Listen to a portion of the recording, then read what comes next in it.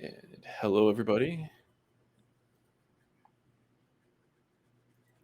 Welcome to the next episode of Ghosts of the Lost. Episode 4 is titled Cheaper by the Coven. And for those that were not here last time, Vincent decided to go by himself to meet with the Coven Lords of Chicago's vampires. Opening up, I want to remind everybody that Ghosts of the Lost is a Monster of the Week campaign, which is an action horror tabletop RPG based on the Apocalypse game engine. This campaign will touch on religious trauma and cult tactics, loss, LGBTQIA plus identities, pagan beliefs, witchcraft, and the supernatural. There will be times where the keeper and possibly the players exhibit behaviors that look like gaslighting. The players have tools at their disposal to ensure that they are safe both emotionally and mentally. In the event a player lets the keeper know of a potential issue or an actual issue, we will adjust the story to avoid the topic. This may include pausing and retconning the scene. If you, as a viewer of the stream, start to feel uncomfortable, you are welcome to step away until you feel better. The VOD will be available both on Twitch and on my YouTube channel, should you want to go back and watch again. Please take care of yourself and enjoy Ghosts of the Lost. And with that, we're going to jump into what Vincent sees as he walks into this large room. Vincent, as you walk in,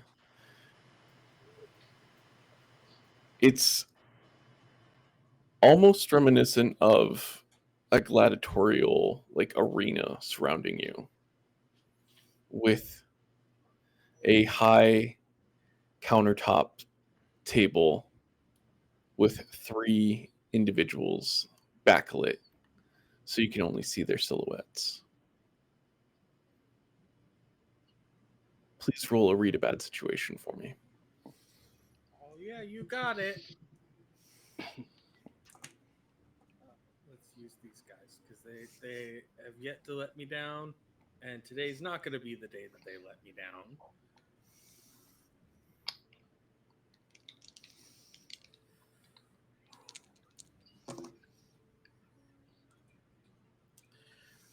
That is a 7. It's like they think they didn't let me down. They didn't. I get 1. Yep. Um,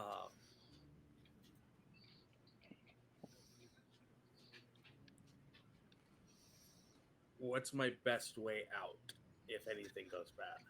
If anything goes bad, your best way out is through the door that you just entered into. Does the door seem like I could get through it if I needed to? Or is it one of those big, like, heavy steel doors or something? It appears to be a wooden door. Okay. Even with crossbars, I can get through it. Okay. Yep.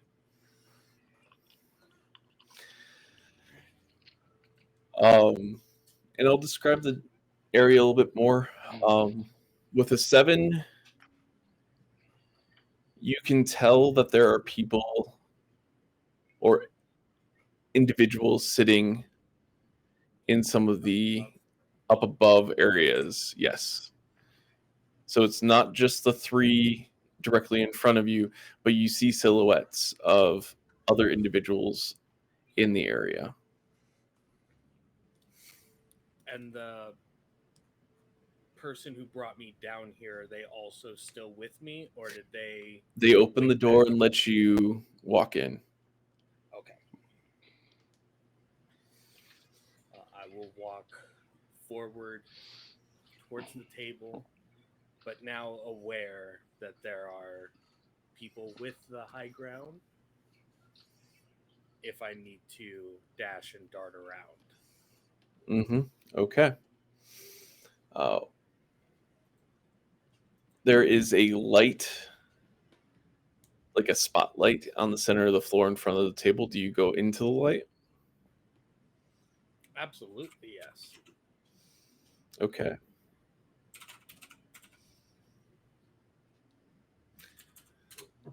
As you enter into the light, you hear a voice call to you. It is a rare day that we have a bloody blade. Come visit the Coven. Covens, excuse me.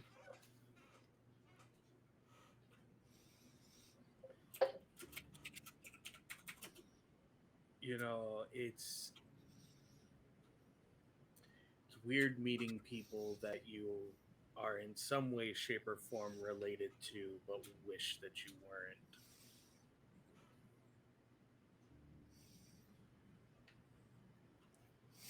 Interesting. You feel that we are all related. You really can't be that old if you're questioning that. Or you don't have as much information on me and my people that you believe you do. I question what information you actually have. But I digress. There is much to talk about. Hopefully. Tell me, do you know if any of your colleagues or any of the wonderful gathered mess that you have here have experienced any gaps in memory? Hmm. Gaps in memory is a hard one to define. But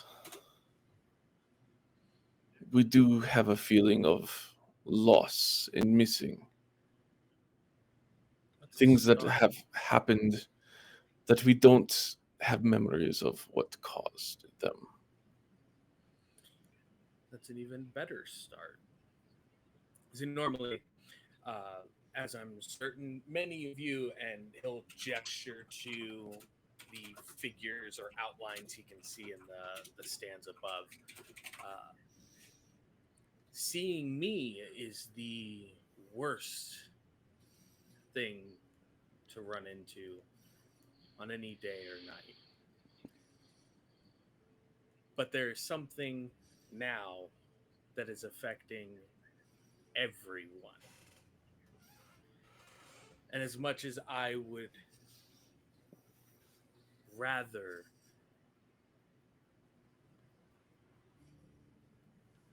the enemy of my enemy, there is an entity that is out here connected to ancient Mayan ruins, Croatoan like stories, connected to the disappearances in Roanoke,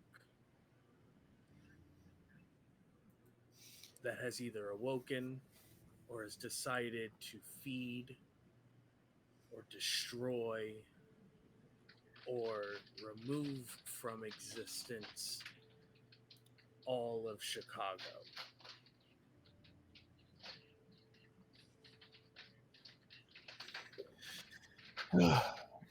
We are aware of this issue. Uh, it goes beyond what you already know. Some of the losses from what you remember as the Black Plague could also be attributed to this same thing. There are discussions amongst other supernatural beings as the vampire waves his hand and kind of indicates that it's not just vampires in the seats above you, but other supernatural beings as well.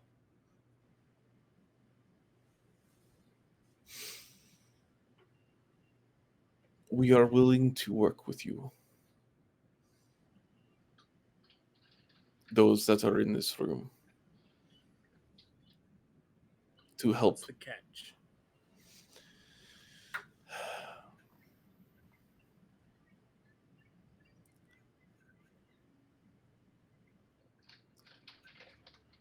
Always straight to business. But understandable. Except that while we're working together, we do not want to be watching our backs. And potentially you will learn something. Like, have you ever wondered why there are only 30 of you? At any given time. 30 silver coins paid to the betrayer who tried to take his life the morning after, and thus his payment became his weakness as he was cursed to an eternal life. That is a good story that they tell you. But Unless you have proof otherwise, that's the story I believe. And that is totally fine. But I feel that you may be smarter than some of the others. Or at least you question as who is actually pulling the strings. But I digress.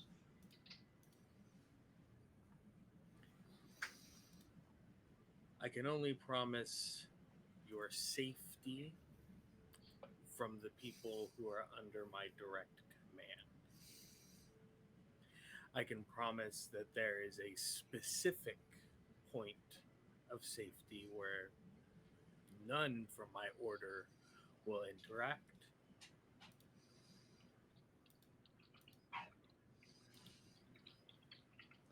And I will speak.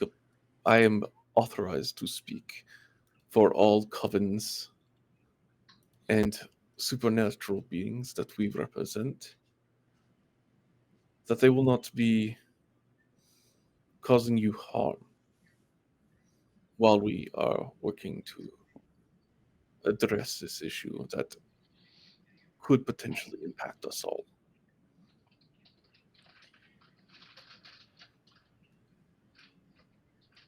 I will provide any and all of the information we have, physical copies of, to you, and request that any and all information you have be given in physical copies to us. You see the vampire nod to somebody off in the corner.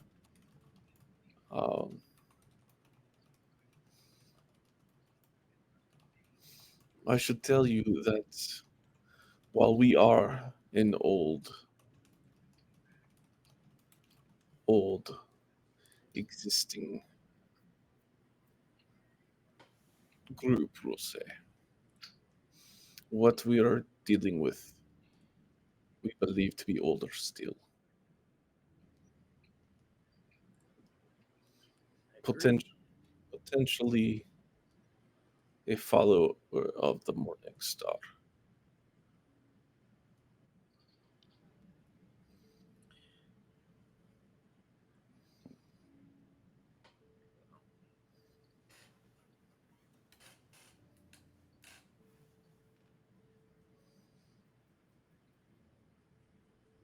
I want to be very clear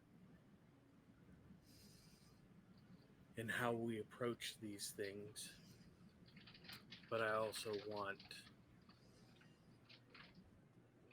I want a trail left behind of everything we do in this situation. And not just from one perspective, from multiple that acknowledge the positive, negative, or neutral actions of all parties involved. Because what we have found is that there are still yet some things that are not removed from existence, even if the person is.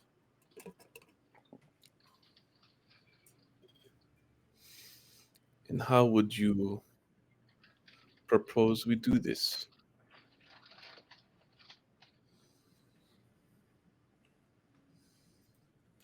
I will report and record all of our interactions, our conclusions, our summarized conversations to the invisible agency. And you will do the same as they seek to ensure the safety of all here in Chicago and not just the agents in which they employed.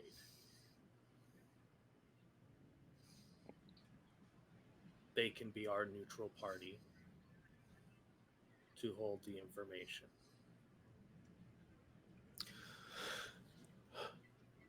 That sounds acceptable.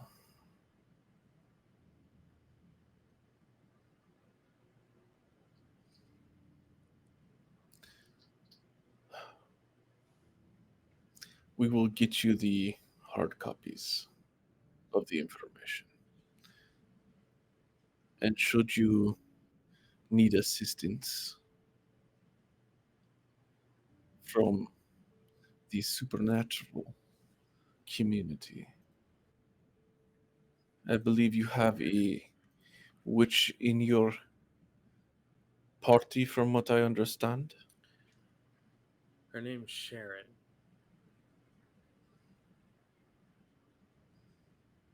Yes.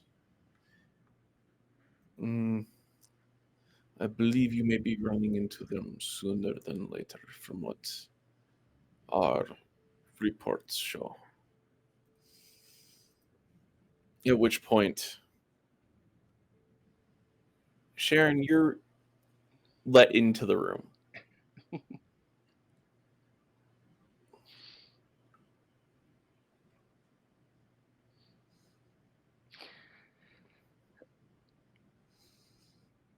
Sharon is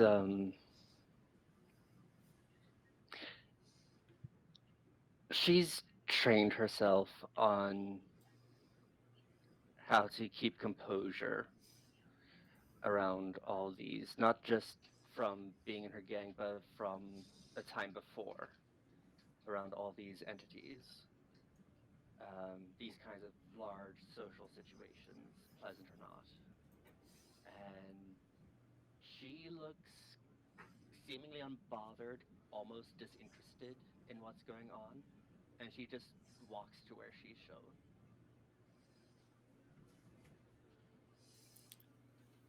She decided that she was going to try and follow you.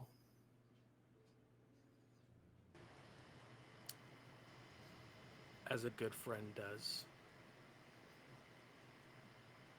You make sure they're all safe. Yes. Well, we should you have need to contact us, Sharon will have means in sending out the information to get back to us. And if you need to throw a name around to get some backup or information, you may use my name, Silas. Just a first name? That's all you'll need.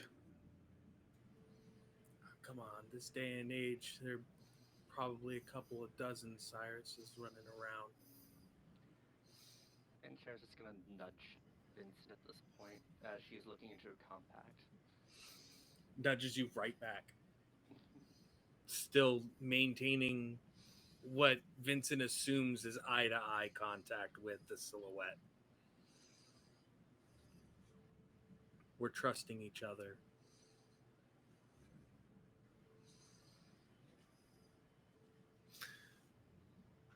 You would know me as Silas Nightfall.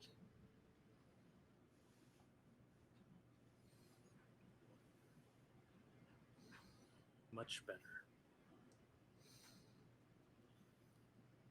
I have under my employ currently 3 other daggers and an armorer. If you become aware of any weapon or design of a weapon that may be possible in harming this creature, both sides can work towards creating one. That is a good idea. Do you know of anything that addresses the rage that has been overtaking individuals? Sleep, calming the mind, the body, the spirit, and getting them into a point of rest. Hmm. Magic has worked, incantations, pre exorcism rites, and also diverted attention to get you a little bit more time if needed. But it has to have a goal, it has to provide some kind of release to keep their attention long enough. Like promising a door will open once a phone rings. They will cling to that phone. They might become violent around the phone, but they won't destroy the phone, waiting for it to ring to open the door.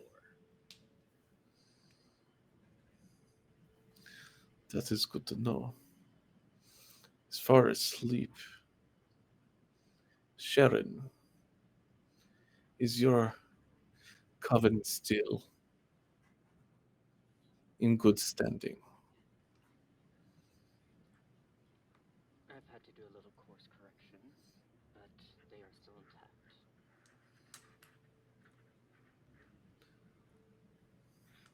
This might be something for your witches to do. This would be a large, big spell.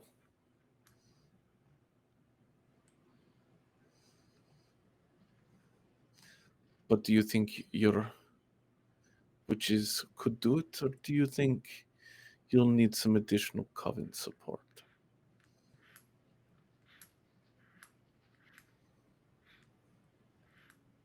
They can get it started. I will admit there are some very green additions since I left. So once things get started, we may need a little help containing and controlling.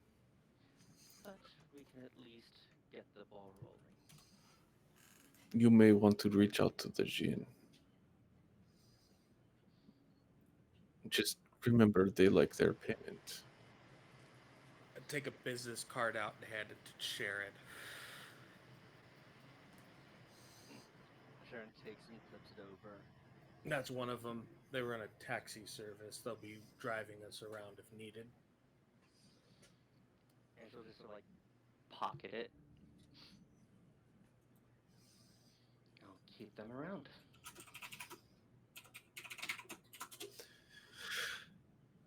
All right. Well, as I have a suspicion that the time is of the essence, may you go in peace. Also, before we wrap this whole meeting up, uh, two forms confirmed that they appear in. One comprised entirely of shadow, mist, or darkness, with bright red crimson eyes, humanoid form, indescribable otherwise. The other as a small child in a raincoat, a yellow raincoat. Hmm. The first form, that is a hard one to pin down. There are many individuals that can take that form. But the child in the raincoat, that is a most unusual one. I have a theory, but I'm going to do a bit more research into that theory before I just throw a stone into a burning fire. Understood. And with that, Vincent and Sharon get their cue to leave by the door behind you opening back up. Sharon will pause at the door, turn back, and just say, a strong enough protection charm can halt its progress.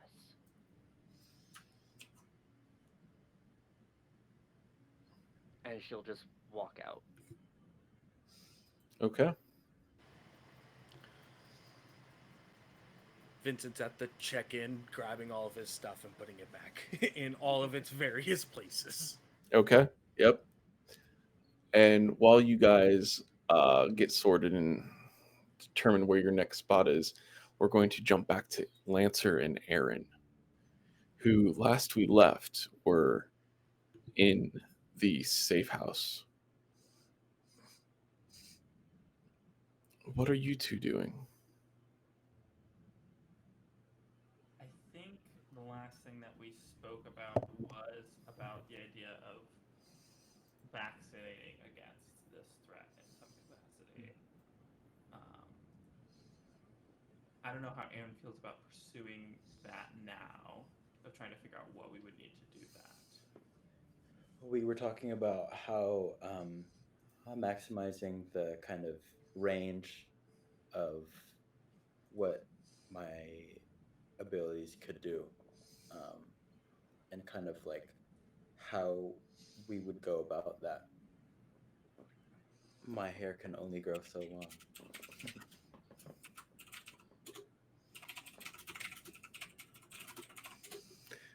Okay. So, Lancer, do you have any ideas on how you would help them?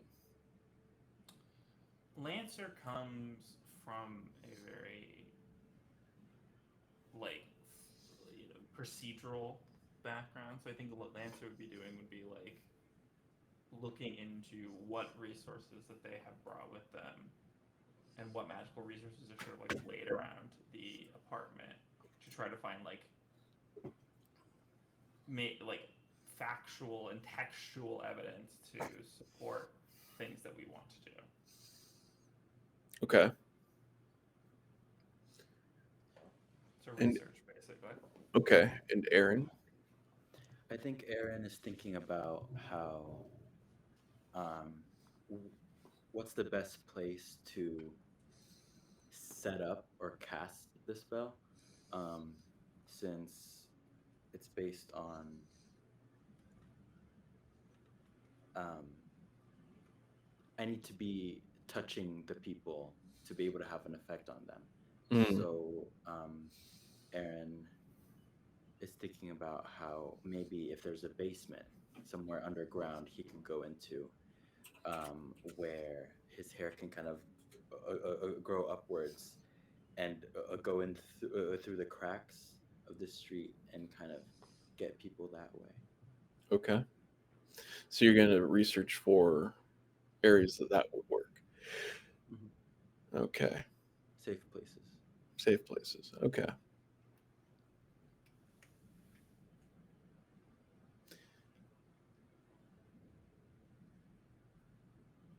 For your investor research, I'll have you both roll investigate a mystery. We got this, I believe in us. Oof, that is a fail, I believe. Okay. Yep, 4. Okay. Make sure you mark the experience. You weren't really able to find much in the apartment.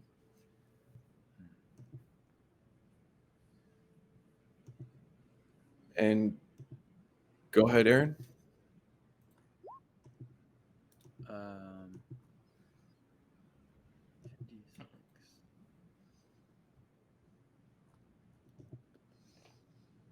Rolled a 9.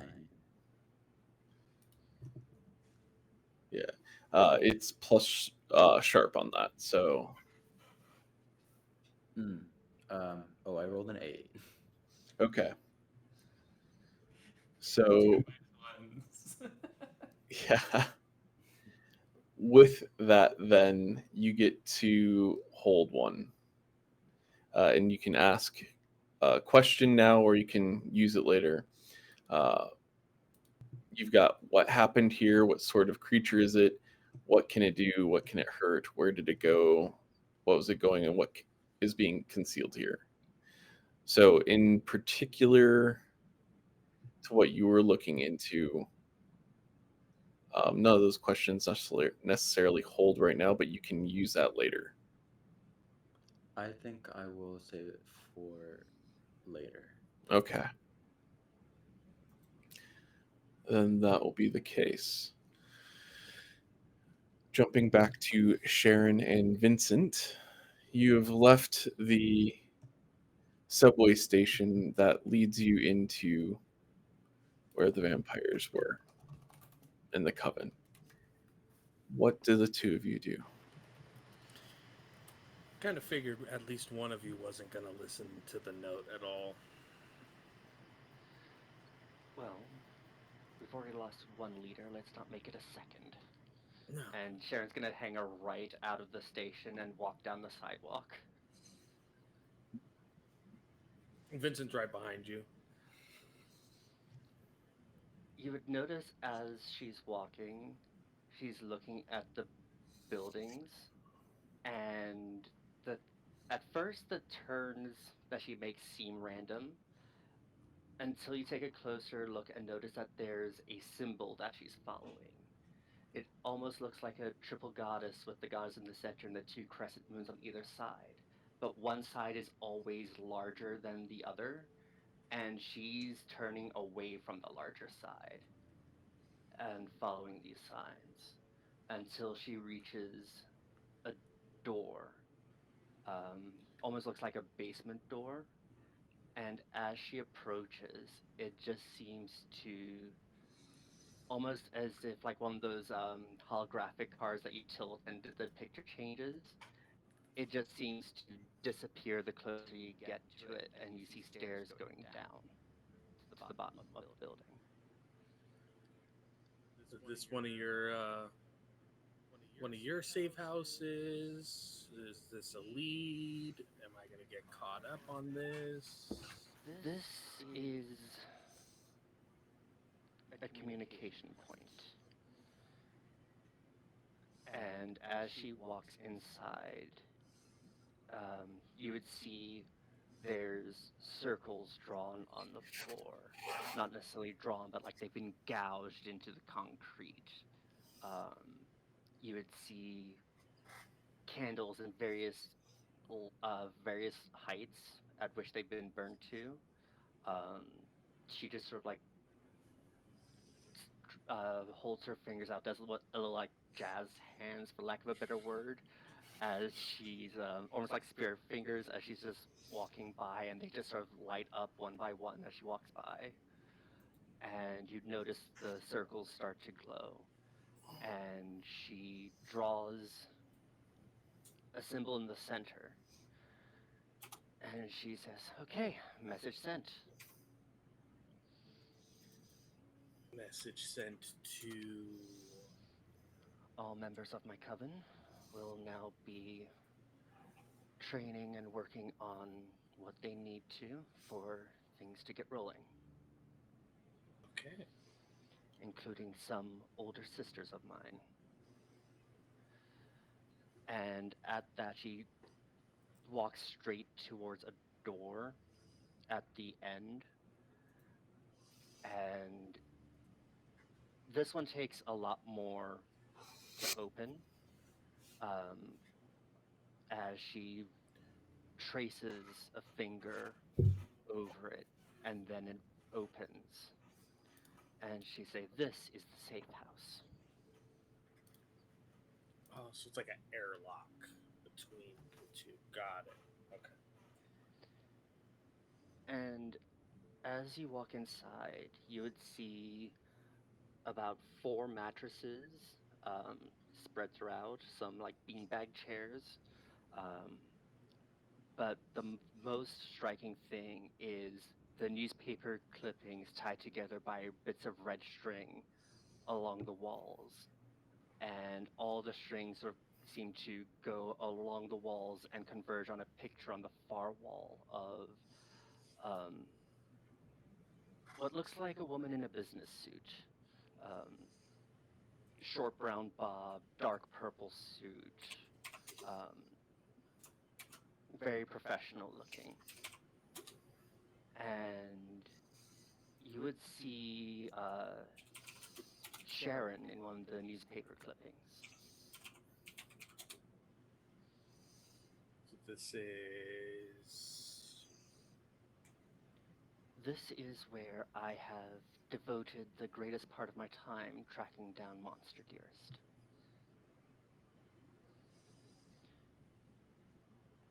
Okay. The woman who adopted my sisters and I, only to have each of us be some convenient end to an otherwise happy marriage. Hmm. And she'll point at her picture and she'll say, "From fires," and to another picture, to shriveled up corpses of a 30-year-old man left behind. Each one of them is different in their own way. So does mom have any information about this thing? Huh. I was hoping she might be involved with it so I could kill her, but that's what we're trying to find out. Does mom normally deal with ancient, unbegotten entities from before time? Enochian biblical apocalypses? She deals with something.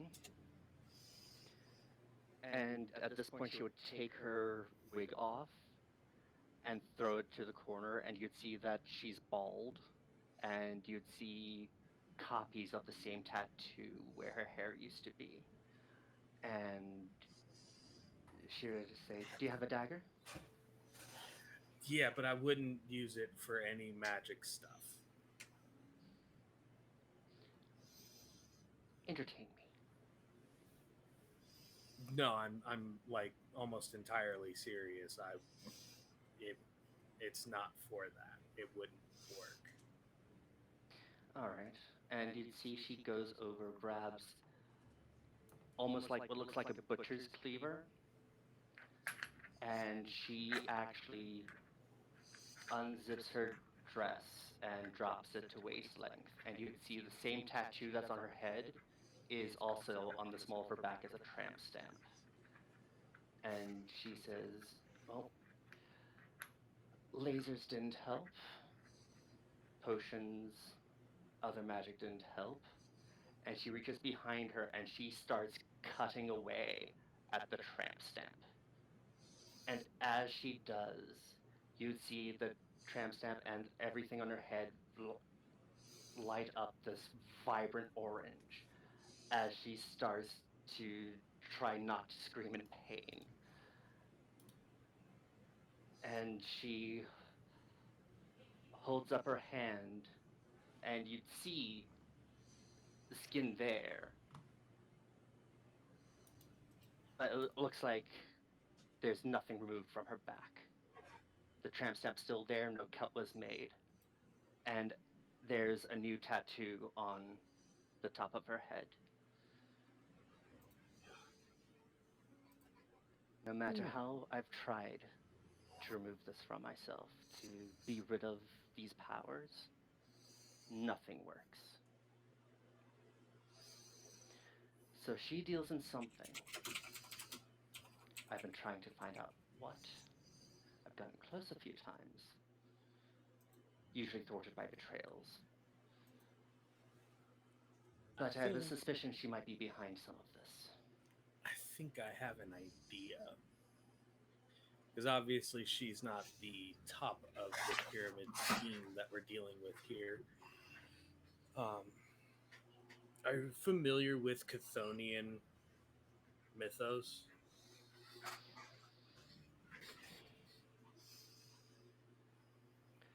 I've heard some things here and there, mostly names, but I've never been close enough to need to dabble into it. There's one in particular that I think is very befitting for everything that's going on, and I'm kind of shocked I didn't think about it beforehand. The yellow raincoat really set this idea in. Have you ever heard of the King in Yellow? I've heard rumors. I've heard about the one who sleeps the most. I've heard a little bit of Aboleth, but not much about the King in Yellow. There's a like with everything, there is a fun story tied to all of it. King in Yellow, powers are drawn from reading a book or a play or a story of some kind, normally a tome, either all black with yellow or gold trimming, or all yellow with black trimming to it, is the king of a city that never existed. Or it did exist and was taken away. And people who are taken there are never remembered. Or they're remembered, but not in a way that they were when they lived in the world or place in which that they were from. Really, really think I'm onto something here. But the way my organization works, we only keep information and knowledge on what we're hunting. And what we're hunting is my great, great, great, great, great, great, great grandfather, Judas Iscariot, the first vampire.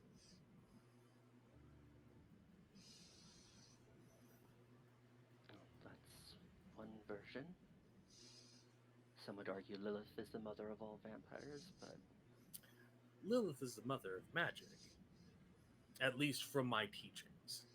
Vampires weren't roaming or walking around or interfering with life or death until Judas's betrayal.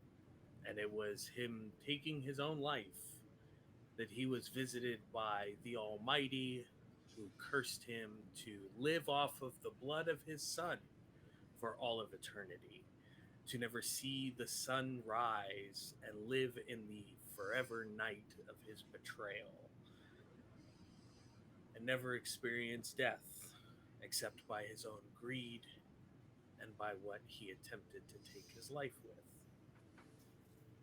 Stake, wood, carved from an olive tree, silver from the coins that he was paid for his betrayal.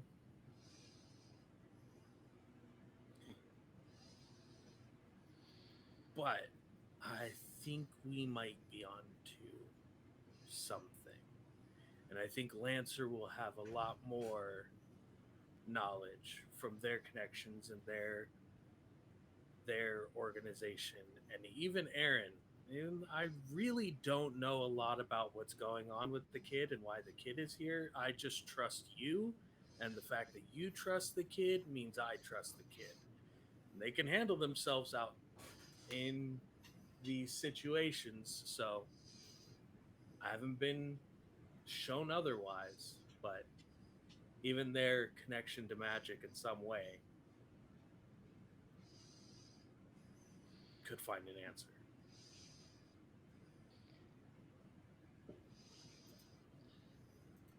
Well, if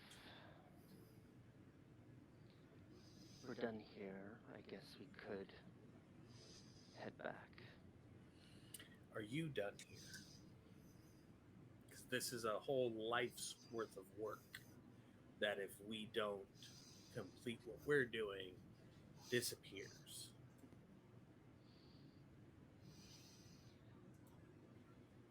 Maybe for the better. So I want to make a copy. She'll pull out her copy of the Berenstein Bears that she has, and she'll show him the business card that she's been placing between the pages. Already have one. Fair enough. I trust you. But we got to get all the way back to like the lower east side, and we're in the like damn near dead center of Chicago. I keep calling this place Boston, and it's pissed off a few people. So if you could just like bridge the gap for us to get back, so we can have a team meeting about this. Certainly. And instead of doing her a teleportation spell at the door, you'd notice that the room sort of swivels and slides around. So now that the door is behind the picture of Mrs. Duvall, and the door opens, and she says, "Well, we should be about 2 blocks away by now." Like the way you think. And I even rolled for vertigo for a whole room just shifting position on me. I got a 10. So just immediately start walking out the door itself. Uh, as Sharon walks up behind you, purposely bring up the rear, because as she leaves, you notice almost like a darkness creeping up from behind you as things start to close off um, from the safe room you were just in. All right. And we'll head back to the safe house. All right. Lancer, Aaron, what are you doing right now? Are you continuing your research or Aaron is continuing his research. I imagine it. Aaron's at one table in the dining room, and Lancer's flipping over some books on the other side of the room. And Aaron looks visibly annoyed, feet tapping, kind of um, shuffling papers around and maps, just kind of tantrumy, kind of frustrated. He keeps whispering under his breath, "Where are those two? They should be here. They know the best. Where are they?" I think Lancer's in the same boat, just like hitting a wall in this research. Has like transitioned to trying to help Aaron out, but it's still like I can't like we can't leave to go search for them because that leaves keeps us separated longer. You just have to trust that they return, but it still is way longer than they previously. Yeah. Aaron turns to Lancer and says, "I'm sick of this. I had this idea where we'd stay together because we knew what happened if one or two of us leaves. There's somebody that goes missing, like what happened with Aaron, and it doesn't seem like they're really thinking about that. So feel I don't want to be in this team anymore. I just want to do this. I want to get this done. And it's been how long and they've still not come back. Let's do something. Do you know anything about a crossroad spirit? Any crossroad demons, the ones that make deals with you and apparently takes your soul? Do you know anything about that? I know of demons that take your that have prices for the gifts that they give. Yes, particularly a crossroads spirit. I have not come across before. I heard stories from my sisters. Um, I don't speak with them anymore. They're gone. Um, but I've heard stories that my father contacted one in order to bring me into life, in order to have a son. And I've been avoiding that fact for such a long time. But if we really want to pack a punch in this spell and this vaccination, I think we'll need his help because I don't think I can do this in the state that I'm in right now. You want to go reach out to this? You said they created you, or they worked with the person that created you? My father basically made a deal with him that if he brings him a son, which is me, that um, he'll I'll do anything that the entity will ask. Um, and I think if I'm gonna do anything for him, might as well get something out of it. I agree. Work with a bad situation, but are you sure this is a good idea? I would hate to be sidetracked by some errant order from this. Well, person. those two are gone. We've been here for, I would say, a couple hours. I think it's best if we did something instead of just sitting here. That is true. Okay. And as you're discussing, Okay. I was gonna say, as you guys are having this discussion, Vincent and Sharon come into the door.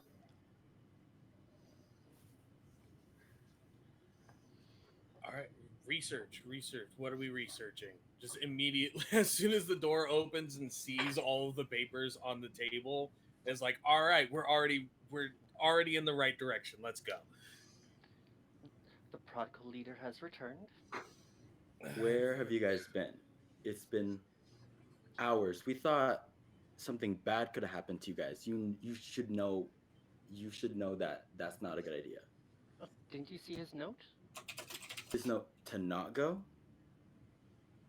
and Yeah, the you one that I did what? deliberately disobeyed. We had one leader disappear. I made sure we didn't lose two. Okay? Yes, but that could have cost us another 2 out of 5. You're in a space where if anything did happen to me, if this thing did get me, it'd be very obvious and you would have signs and you would know. And he points to the Velcro that is on the door instead of the magnet from Aaron. Like that would be gone. My bag would you still died. be We here. need to prevent you died. I'm fairly certain that wasn't going to be the case. I only went alone because I was instructed that the people I was going to meet would only speak with me if I was alone.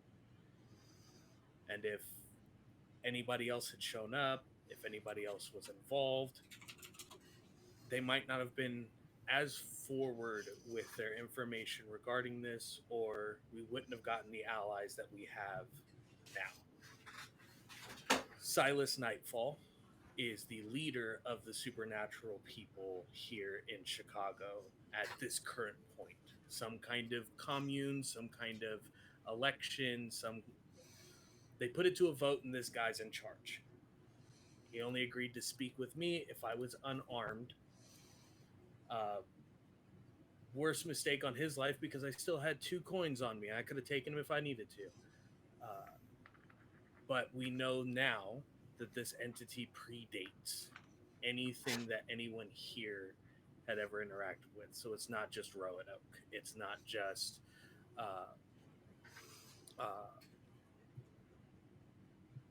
it's not any of the other things that we were so focused on, the Mayan ruins and all of that. We have an understanding that they will also be working in tandem as we are. Any information we get will be shared through the TIA. Any information they get will be shared with us through the TIA. TIA has all the information we know up to this point. So that means we're going to get a wealth of knowledge here very soon from the other side given to us. Safety and protection, none of them are going to be coming after us. We're not going after them. Kind of puts a ding on my shield, but it's already an agreement that was made to ensure the safety of millions. And if I got to wait a couple of weeks before I come back here to fight anybody, then I wait a couple of weeks to come back here to fight anybody. But we're all safe. I have a theory, a possible theory, that I think, and he'll gesture to both Lancer and Aaron, that the 2 of you are the best ones to have involved with getting more information about this. Lancer, you work with Fortress, right? Correct. Cursed items, weapons, things of that nature, right? Correct. Does anybody in your organization know about Chthonian, like, monstrosities, eldritch entities, in specific the King in Yellow? I can't say anything about specifically the King in Yellow, but chthonic entities tend to find themselves trapped in very small packages. I know that a lot of the stories refer to the way that this entity in particular interacts with things is through a book. That book can also be like a pamphlet, a playbill, something of that nature, but it's something that tells a story.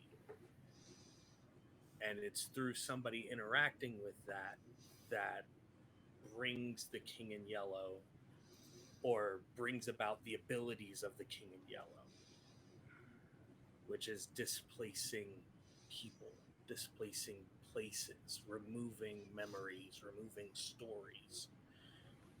I see. Books of this sort are absolutely in our purview. There's a couple people I could talk to about that. Let's start there, because we know that this thing appears right now as a child in a yellow raincoat. And the King in Yellow normally appears in one of 3 forms, and they always have something yellow. Either canaries, long cloaks or jackets, things of that nature, and they always appear in humanoid shape or as these small birds. So those are other things we can keep an eye out for during this. We're taking shots in the dark. Nobody knows what this thing is, but we're on better track for more information. I see. I'm glad to hear that your mission was successful. It In the was. future, I believe that it's best that you inform all of us of your decisions prior to making them, and give estimated times of return so we can know if something went awry. all the meeting time and the location were revealed to me in the middle of us dealing with the stuff in the subway.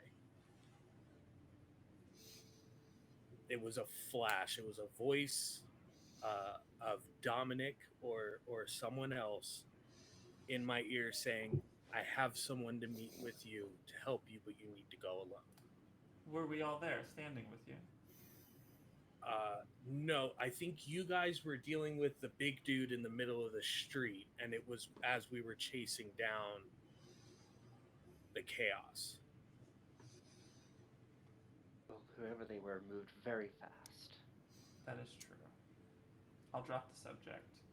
Vincent, how many hours of sleep are you on? You're normally I you need midday. I and you're need normally at asleep. least 4. And I can be good to go. And now knowing that I don't have to worry about a vampire coming in here, a werewolf, a chupacabra, a leprechaun, a djinn, anything like that coming into the safe house to hurt any of us, I can at least rest through the night. And I can be functional with everybody when everyone else is normally awake and not split shifting everything because of my patterns. All right, that's good. Aaron, your magic is great. Magic is amazing. You're able to subdue somebody who is probably about 4 or 5 times your size, definitely 3 times mine, very easily and calm them and control the scenario. I don't know what you've shared with Lancer. I don't know your relationship to Sharon. I don't know what you can do. I don't know your story. So before I ask you for yours, here is mine. I was 9 years old when I was put into a military school randomly. Had no idea what was going on. That military school was a training space for Sicarius. I am a descendant of Judas Iscariot, the first vampire. I have been trained since I was 9 years old to hunt down vampires in order to give my bloodline, all of my relatives, the chance to get back into heaven because of his betrayal. I've been doing this a very long time. And I'm only 25 years old. But I've been doing this since I was 9 years old. I have a really good understanding of any of the old Latin, Catholic, Christian magics, prayers, rituals, how to combat demons, vampires, speak with angels, converse with God if I wanted to, but I really don't think he wants to talk to me. But I am very good at what I do, and I'm retraining that skill set at the best of my capability for everything we're doing here. What is it that brought you to the eyes of the TIA? What is it that brought you to Sharon? What is it that makes you different from all the other mundane people who are walking around Chicago who might not walk around here in the next 3 to 4 days?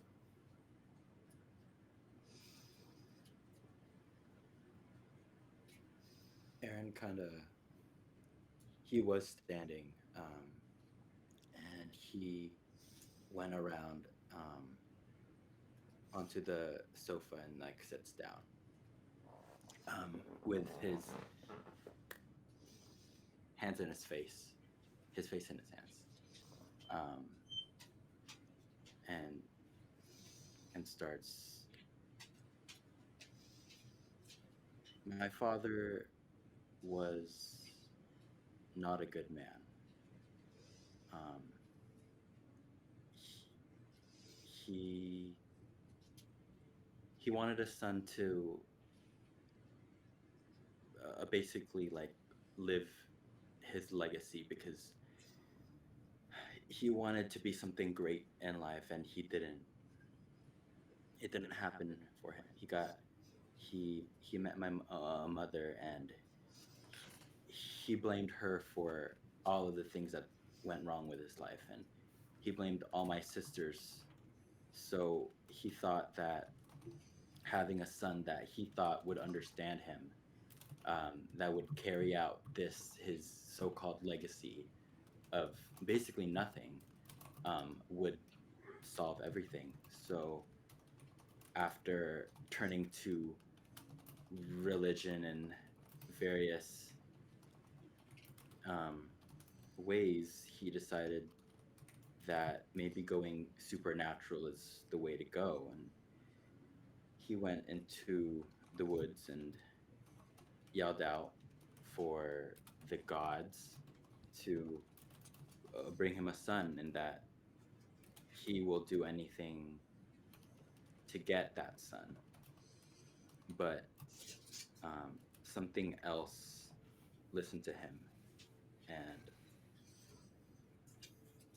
I don't know his name, but he made a deal with my father that if he gave him a son, I will follow whatever he wants. And since then, since childhood, I've had nightmares and felt like I was being watched, and it felt like there was always something else following me, telling me to do things that I didn't want to do.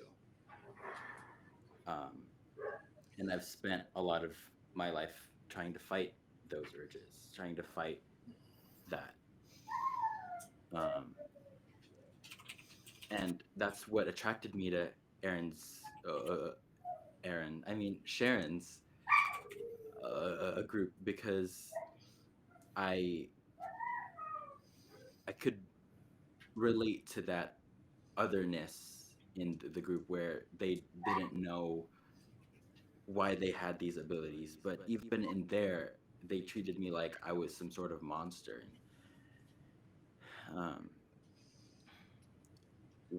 one day, I woke up and my parents were dead, and my sisters, my older sisters, weren't anywhere to be seen, and I'm afraid that I had something to do with that. Um, I'm really not sure why they reached out to me. I don't know why Sharon had any want to help me at all. All that I know is I don't want to hurt anybody with whatever this thing is.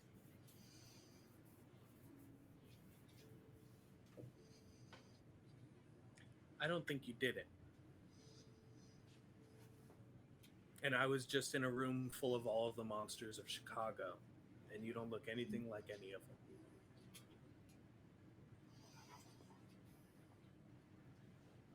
And you're not alone. Everybody in this room was different. Everybody in this room was alone at one point in time beforehand. But you're not a monster, kid. You got dealt a bad hand. There's definitely a dealer choosing the cards for you. That doesn't mean that you got to accept the bet.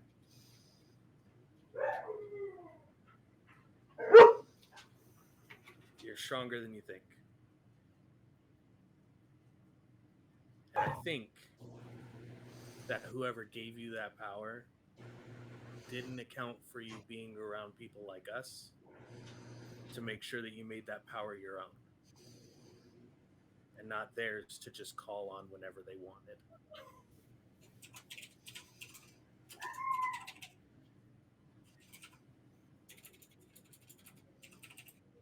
Work with Sharon.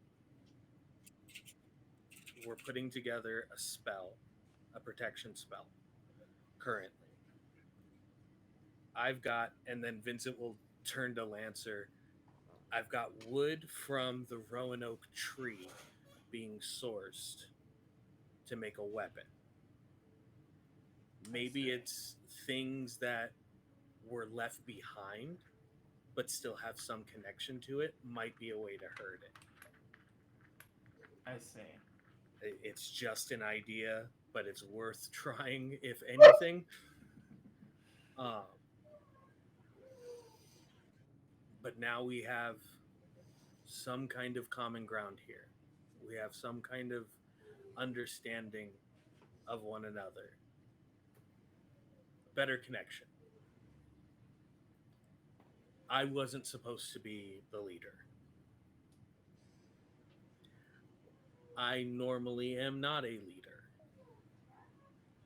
Not only did I get promoted here through the happenstances that occurred, I got promoted in my own organization at the same time. And I have another three agents, another three lives that I'm also looking out for and making sure they're safe too. And they don't take priority over any of you, and you don't take priority over any of them. I'm going to do the best I can for all of you at the same time. But give me just a little, because it wasn't supposed to be me.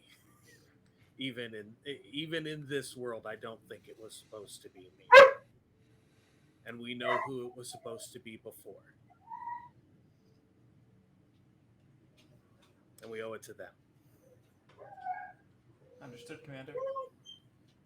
It's just Vincent. Don't do that to me. It was so perfect. No. It felt weird. My skin crawled for a second. Go take a nap. Your eyes are baggy. Yeah. So, letter to your friends, Chthonian stuff on the King in Yellow. If they got a book, maybe we destroy the book, or maybe they know that a book is here and haven't been able to get to it, but some semblance in that direction. Aaron, focus on the good you're doing and channel that into protecting all of the people here in Chicago. Not just me, not just Sharon, not just Lancer. Everyone here deserves to live.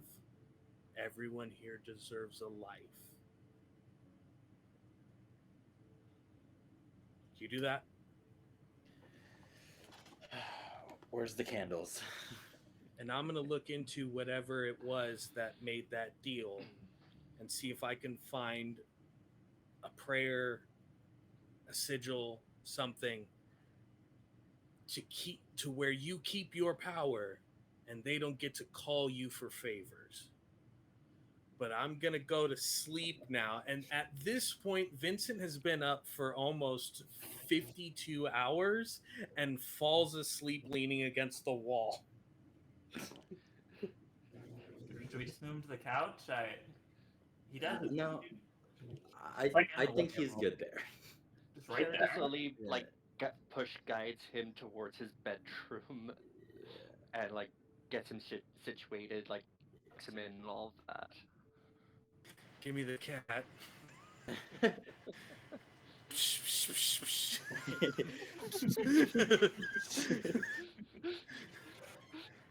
He calls for Bailey. He's not going to sleep without Bailey.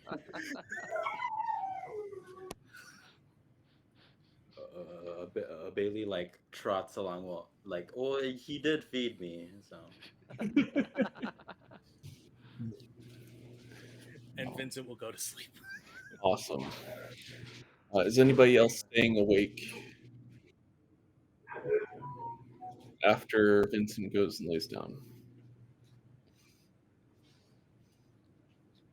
You all Sharon had a will long day. spend I Sharon think will I'm. spend a couple hours getting more of the melatonin satchels ready, Mm. and she'll leave. She ends up doing about um, 40 or so of them total, and she basically does 10 per team member. Um, and she sort of leaves Vincent's on the nightstand next to the bed.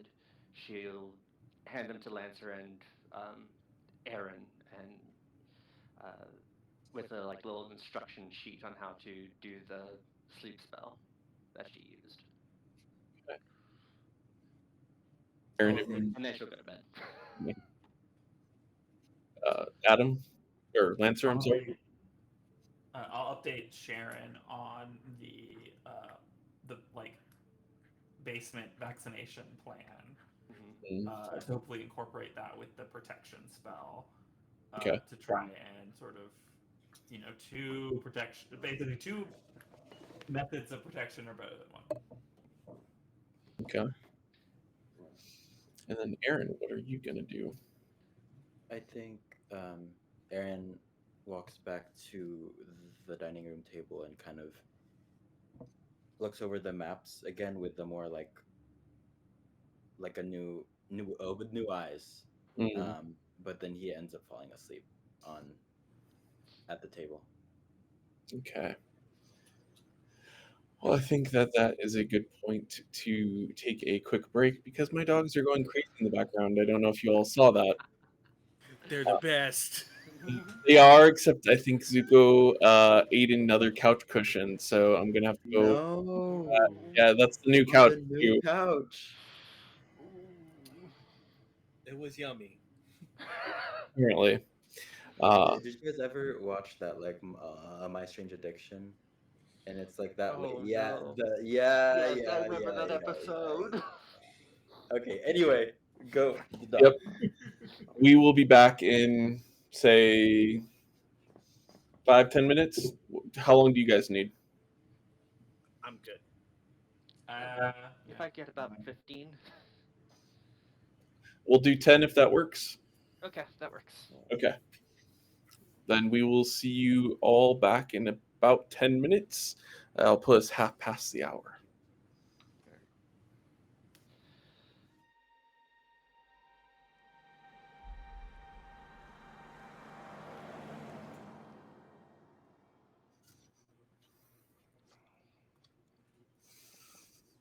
And welcome back, everyone.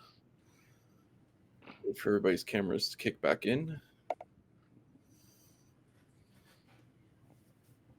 There we go.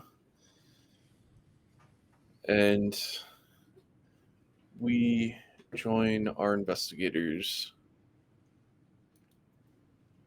on Saturday, October 15th at 9:30 a.m. You all managed to sleep pretty well through the night. Shit, I overslept. Um, what's the first thing that everybody's going to do when they first wake up? Freak out because Vincent overslept. Okay. Way Okay. more than 4 hours. Yep. Vincent will jump up, like swing the door open very loud, and just start checking all of the windows and the doors, and look like making sure all the mirrors are intact and aren't like infinite realms. And he's just, this was way too long to be asleep. Who let me sleep this long? That's Whoa, Vince, hey, you okay?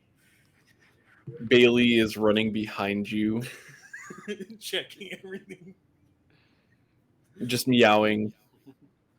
Like I'm food? with it. Food?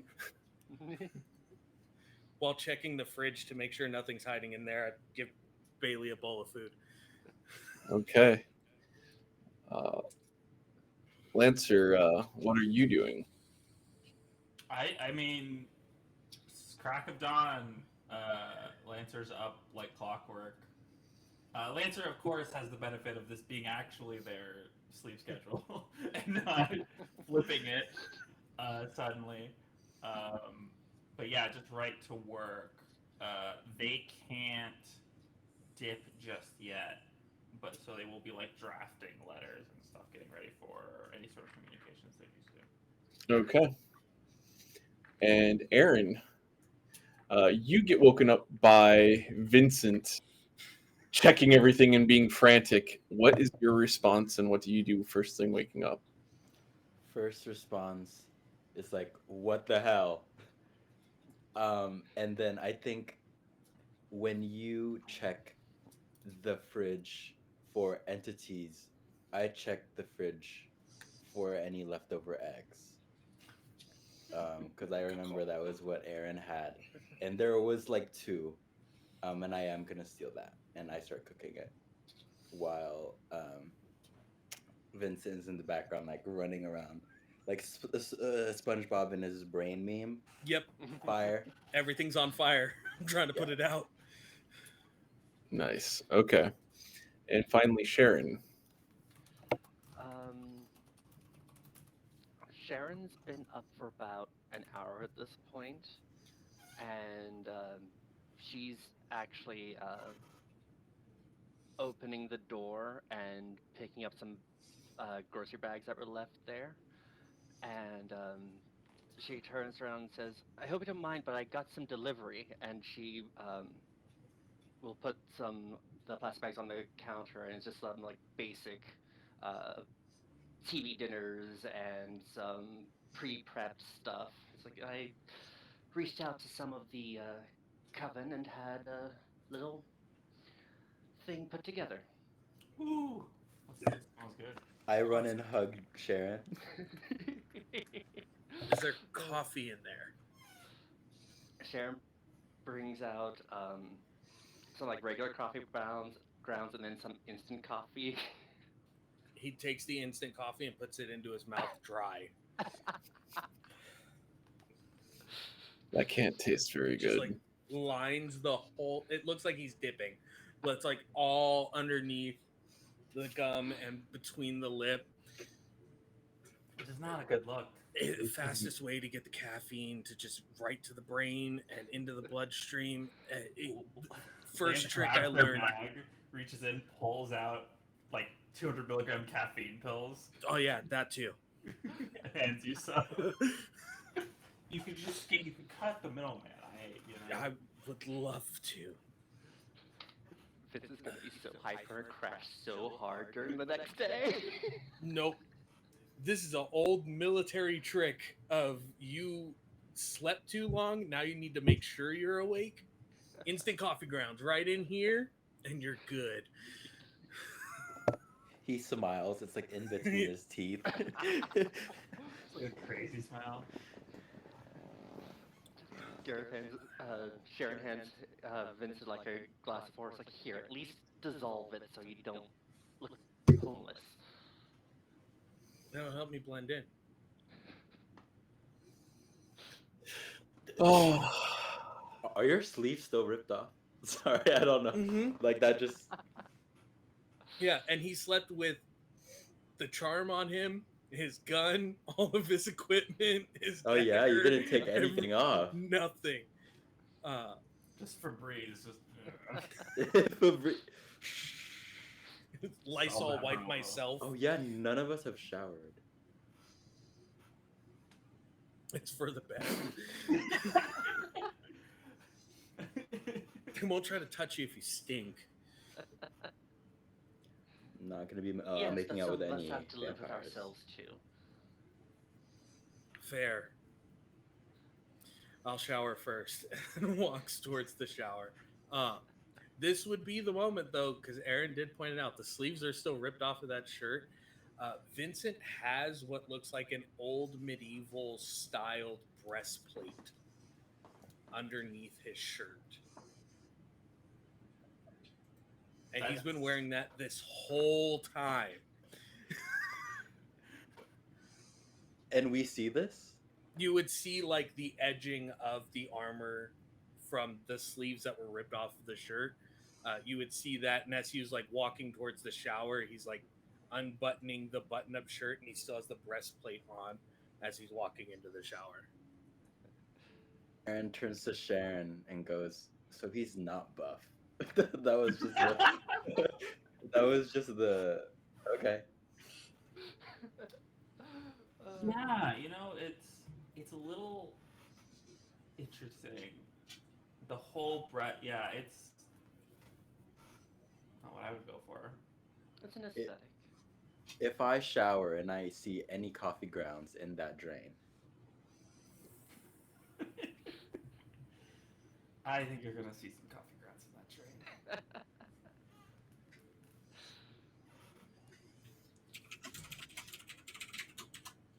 And we do our daily preparations. Okay. Probably Um, help Sh- Sharon with the bags. Sharon actually puts a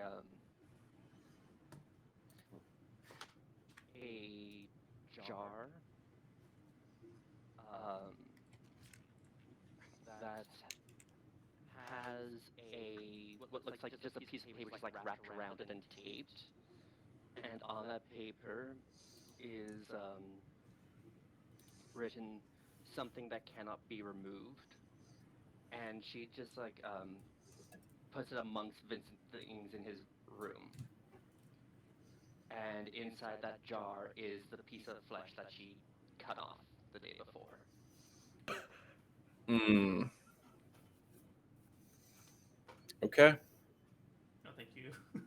Very esoteric of you. I like it. Spell components come in all shapes and sizes. Yeah. I was Mhm. thinking using coffee as like an energy spell, but skin is fine too. I mean, you could. All right. Now, Lancer, you sent a letter out before, correct? Mm-hmm. Do you remember what the Yep. letter said? Do I, Adam, remember what the letters?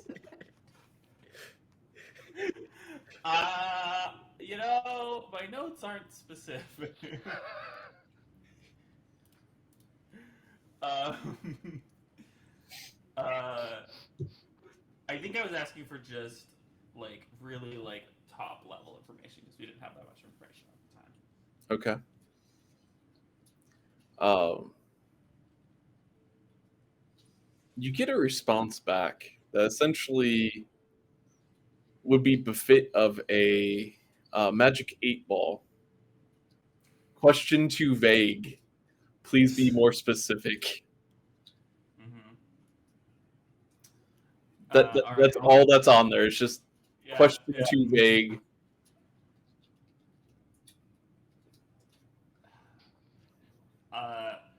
Seemingly unfazed by this response, Lancer has the draft that they already drafted up, specifically asking about the King in Yellow, chthonic, like cursed items, or like this book that we were Hmm. talking about. And then also, I will add like demon deals, like errands situation.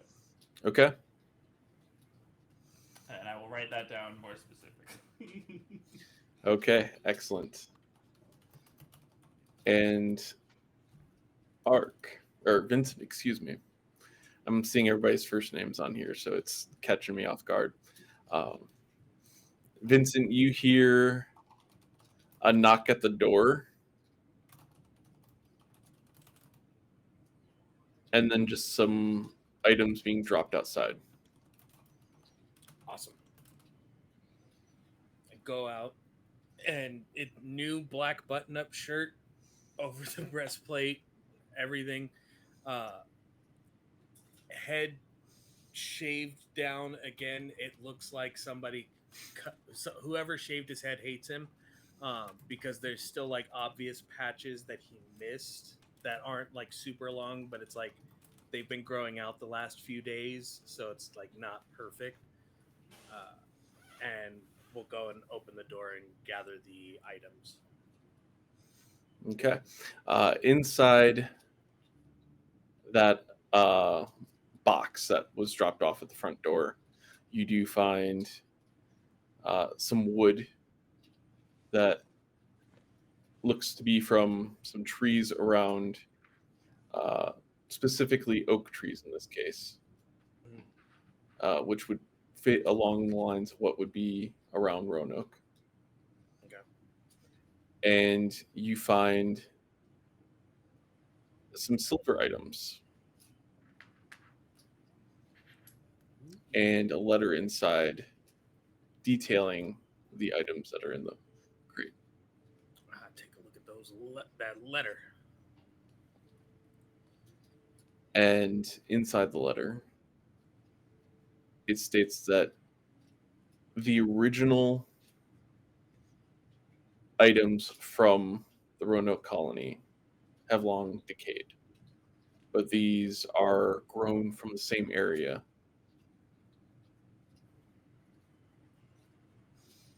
The silver comes from the Mayan temples and could be melted down.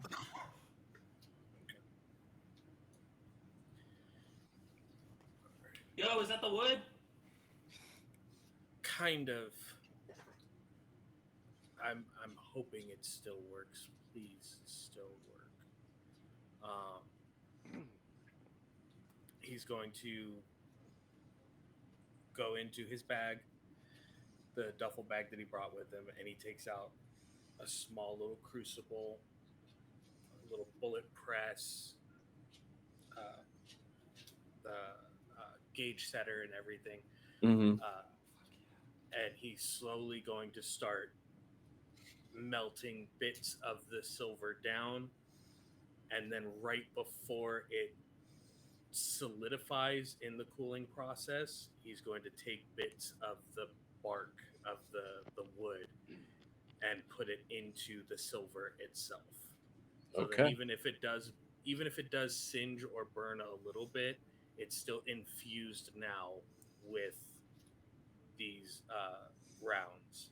And then just before pressing them into new cases, powder in a little bit of silver nitrate, coats the outside of the shell with the holy oil, and then we'll be pressing rounds out of this the whole way through.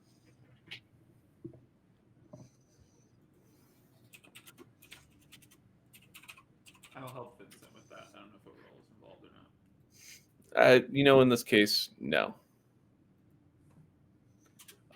Since you would have experience with weapons and things like that, considering your background, I wouldn't say you need to necessarily roll for that. Sharon,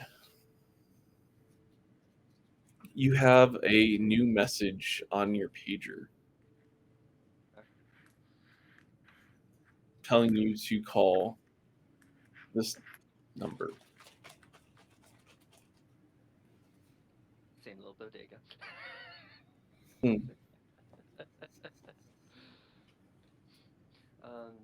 Sharon will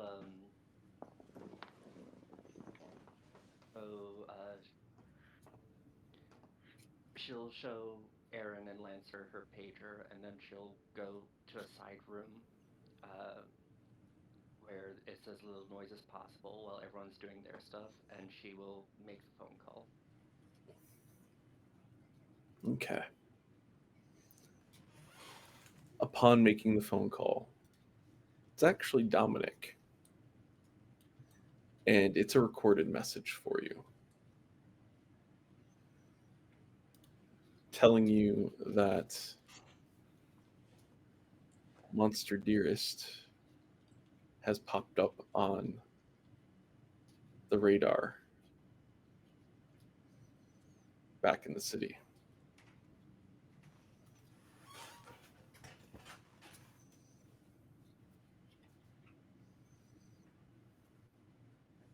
The end of the message. As soon as she knows there's nothing else, she's going to hang up and immediately start messaging his sisters Miranda and Wisteria on their pagers.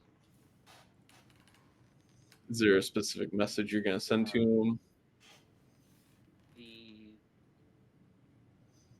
message being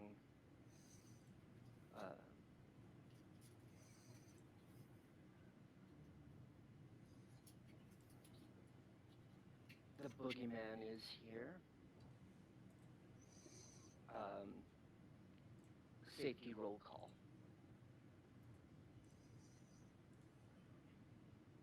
And it's a message she has sent a number of times to her sisters, and it's their way of doing an immediate, I am not immediately being pursued or immediate danger from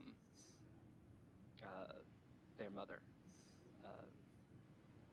Because that's always been one of their greatest fears since running away, has been her pursuit of them, Hmm. and they've always tried to stay ahead of that.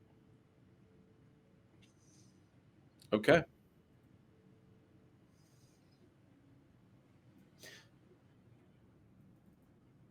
Is That's there anything in Dominic's message about where on the radar she popped up? no. They just saw her while preparing for getting enlistments to help with the big spell to protect people. And then she'll also take out one of her business cards, and she'll draw the triple goddess symbol again, but this time the goddess in the middle is much larger than the moons on the side, and that's her code to her entire coven that monster is watching, and to be cautious. Okay. Sounds good. While you've all completed your morning uh, rituals,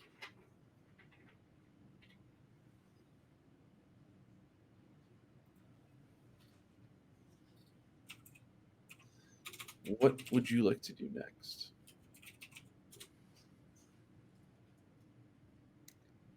I turn to Lancer and I go, do you mind if we go on a walk? Me on your shoulders? Sure. Is I being on found my shoulders necessary? That is a big workout. well, you know, a good training is always good. And I found some spots around Chicago that might be good to do the underground vaccination. Um, if we want to take Vincent and Sharon with us, if they want to come. Hey, Vincent, Sharon, you have anything lined up right now? Vincent's finishing making a small stiletto dagger out of the last bit of silver with the wood from it in the blade and then as the handle. And he goes, "Ooh, where are we going? What are we doing?" Remember that vaccination spell I told you about last time? Or did you fall asleep after that? Long story short, a possible way to protect people, particularly from the like widespread rages. We plan to use an underground spot to enhance Aaron's spell reach. We have a couple places we want to investigate today. Okay. Does that mean that Aaron would be permanently attached to that place until everything is over? Turn to Aaron.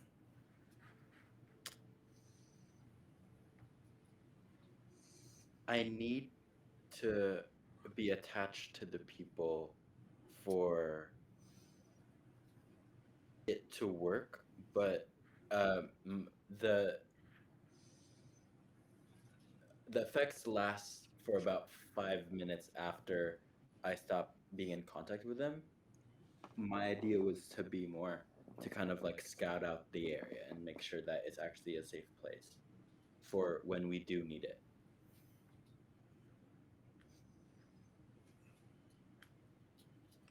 I like the idea. We can check out the place, but I don't think the application is going to be in our best interest if that means that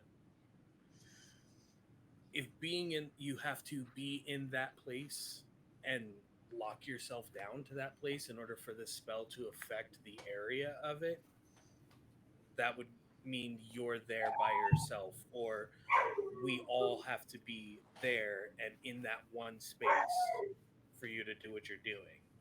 Mhm.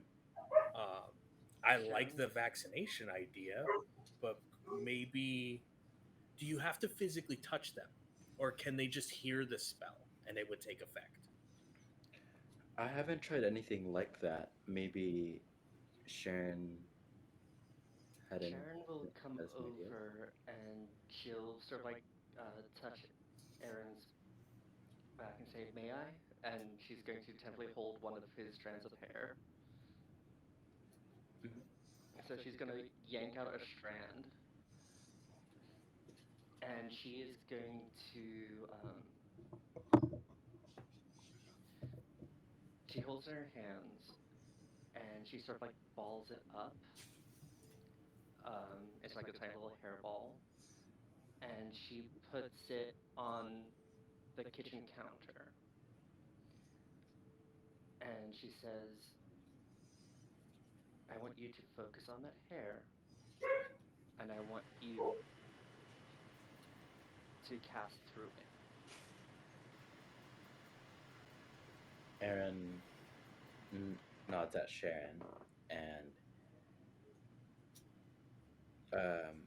brings his focus to the hair, Oh. the hairball on the counter. What would you like to do as far as when you're casting to it? Um,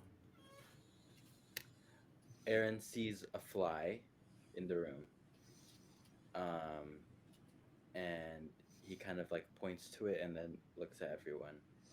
Um, Aaron basically wants to try to make the fly like subdue it. Basically do what I did with that man, but to that fly with Okay. this severed piece of hair. Go ahead and roll use magic. Can I cast help? Or Yeah. roll help? Um, mm, I roll.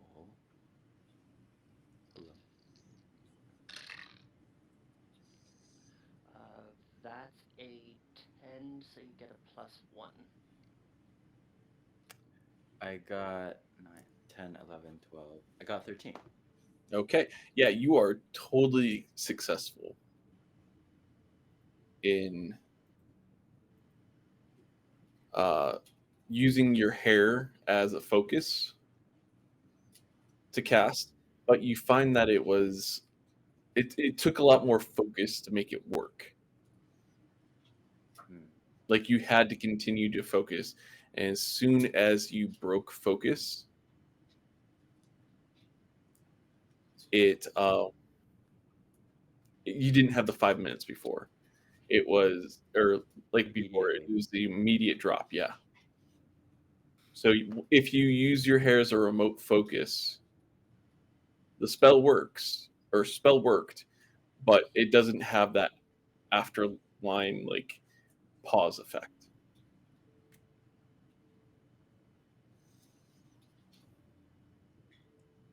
Now I want to try something. And Vincent will take the dagger and set it on the table and step about 5 feet away from it. Now, without your hair, just your words, just your intention. Make me put my hands together. Hmm. Now I'm going to stand with my hands right above my shoulder, about, we'll say, like 6 feet away from Aaron. And I will willingly fail. If I need to roll against it, I would willingly fail Okay. to have the effect take place. Okay. Hmm. Go ahead and roll another use magic.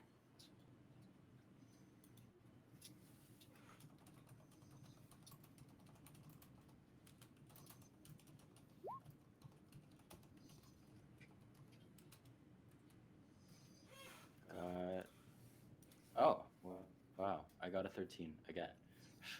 Nice.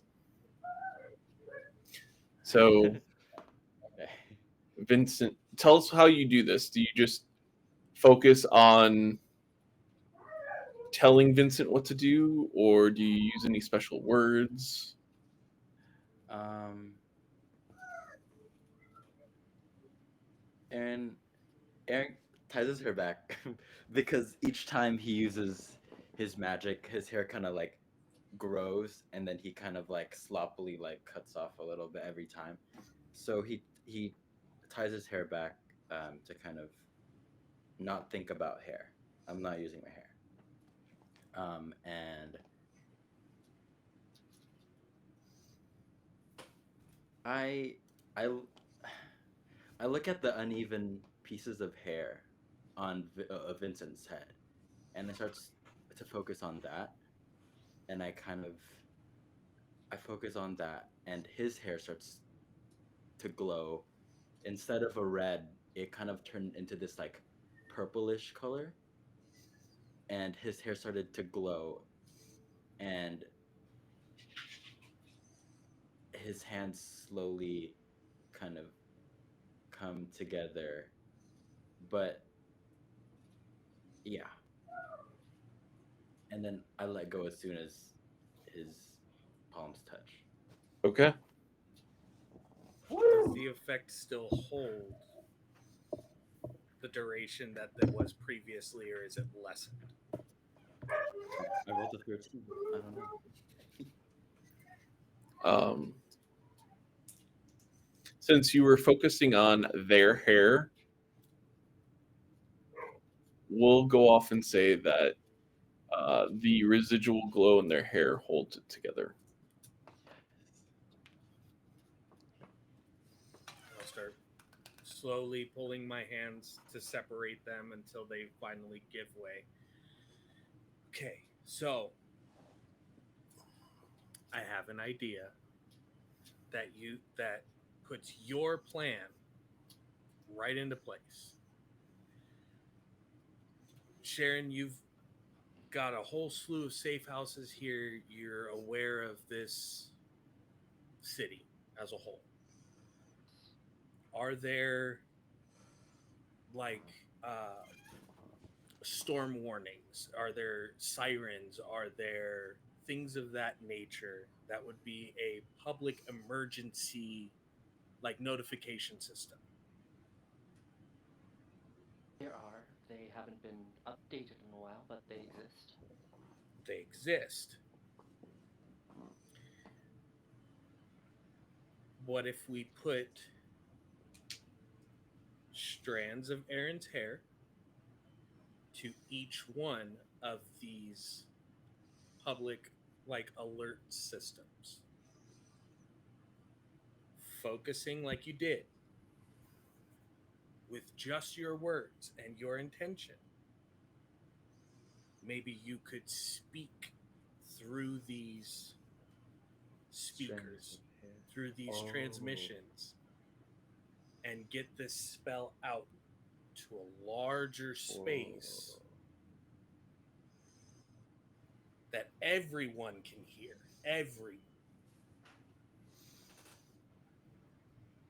It might only work once, but we might only need it to work once.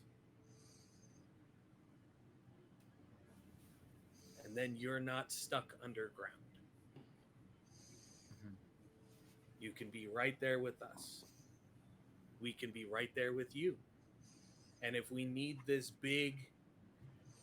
is the final one, this is when we got to do it, this is when we have to make our move, we channel everything we got to you. You get that spell out across the airwaves, across the entire city through this system, and it calms everyone.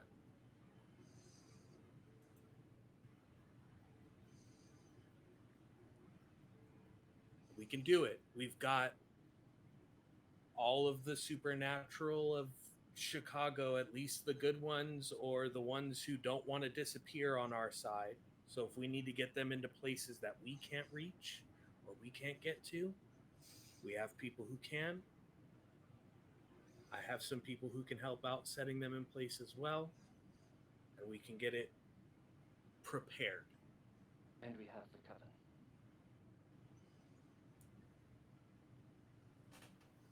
So we've got one group with a giant protection spell, and we've got you and everything that you are capable of, like holding very sincere but serious eye contact with Aaron to save everyone. if that protection doesn't work. You want to try it? You want to at least have the option available?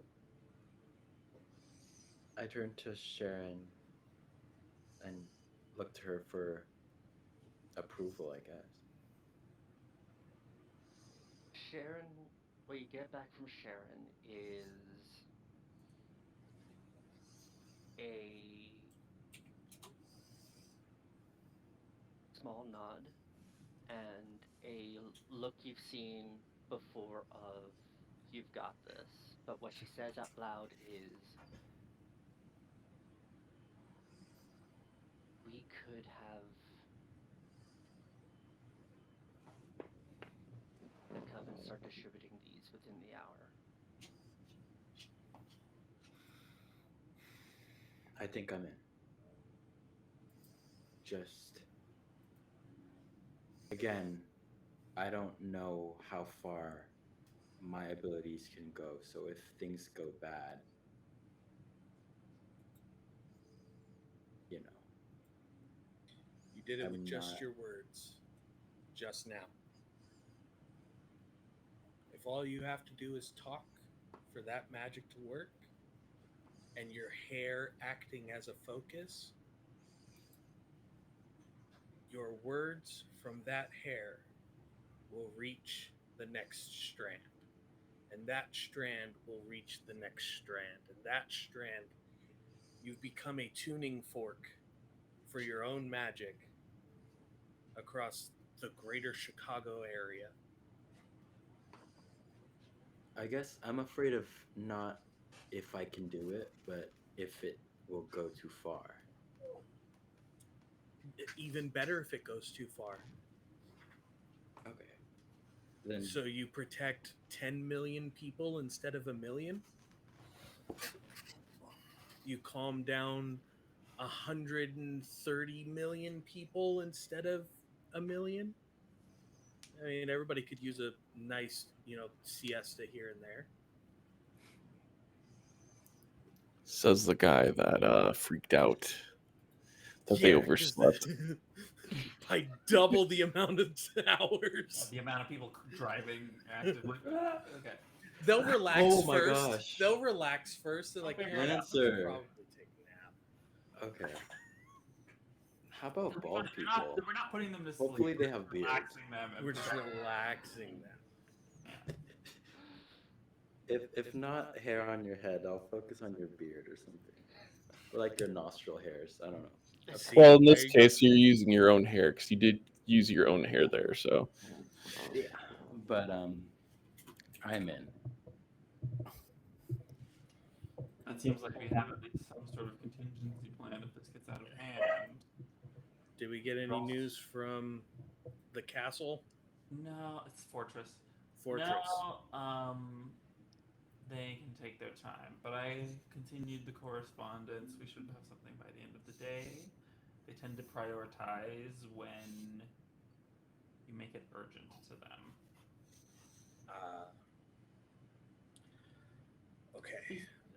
Keeper, is there any people in Chicago for Fortress that I can directly talk to that either are known of by Fortress or just to cut out the middleman and directly speak to?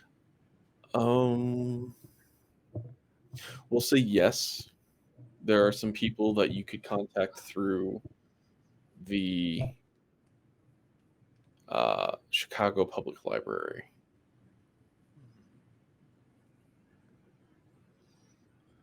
Would I know if any of those are particularly chthonic or related or anything like that? You wouldn't know necessarily if they would have any direct information about chthonic weapons or dangers, but they would be the scribes of Fortress. And so they would have a wide variety of information at their fingertips. Got it.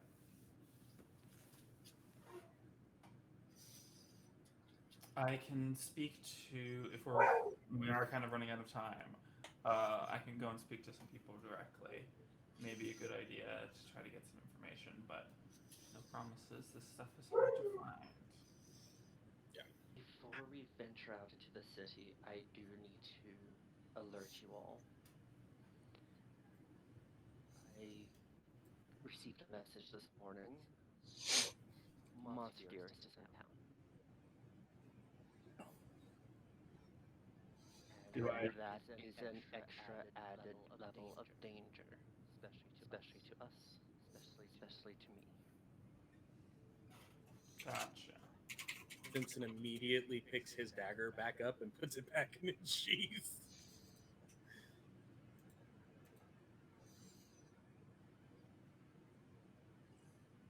Not going to lie.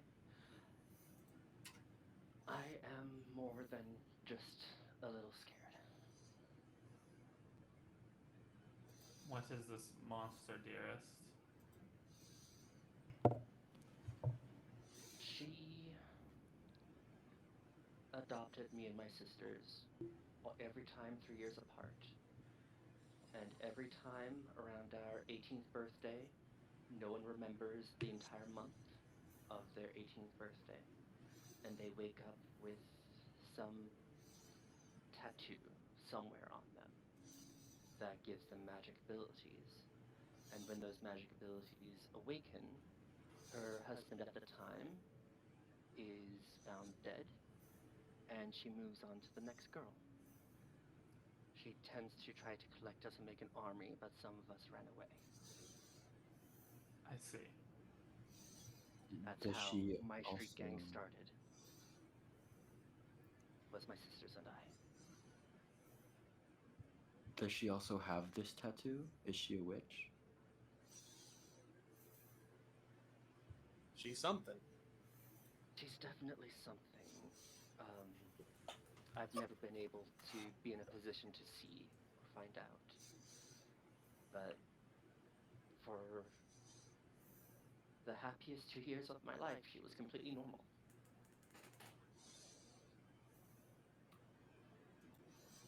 How would we recognize her? She actually pulls up little Polaroid-sized pictures of the picture that Vincent saw in the safe house he was in, and she'll hand them out to each of them. This is her most common appearance. She tends to stay within high society and hunt within those circles, dipping into the foster system or orphanages for her children. That's how she found me. They adopted me out of foster. I'm sorry that happened. Does she have a normal name that she uses all the time, or is it always different? It's often different, but the most common thing is her middle name. She always uses the initials SLD. The L always stands for Lucille. Okay. Well, I can get in touch with the at least church organized systems and houses here. Find out if anybody's already been adopted or if someone is in the process of it. Keep an eye out for those initials. In about 3 years since the last one, so it's about that time. I'll send that message to Sister Christina. Okay. Just alert of known addresses for anyone who's adopted a child in the last 6 months. Sharon. And yes, and Sharon will also give you the address of the estate that she and her sisters ran away from. Okay. This property has not left her, it still remains owned by her. All the girls end up here one way or another. I'll give all that information to Sister Christina to reach out to any of the churches, the House of Mother Mary, any of those organizations that are in the city that deal with any of that. And then it's just to get the name and the address that they would be using for the adoption, Okay. using those initials and the specifically the middle initial L and it being Lucille. Okay. You put the request out, and she says that she'll do her best to look into it for you.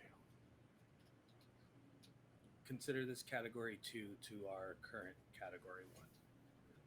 Understood. So are you all going to now go to the library, or are you going to? Okay. Vincent's definitely going with Lancer. Sharon will ask Aaron for some hair cuttings that she can drop off at safe houses along their route to the library for Okay. the Coven to start distributing. And Aaron, do you give cuttings or do you give pulled hairs? Um, oh. Um,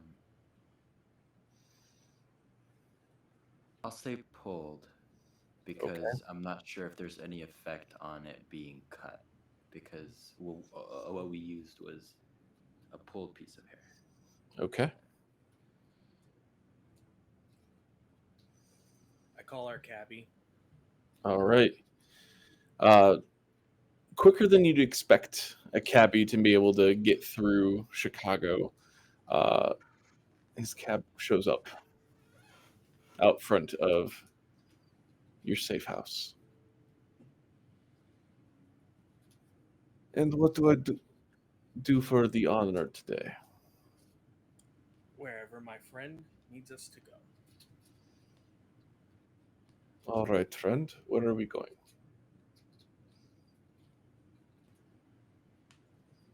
It is the Jin Chai. To the Chicago Library. All right.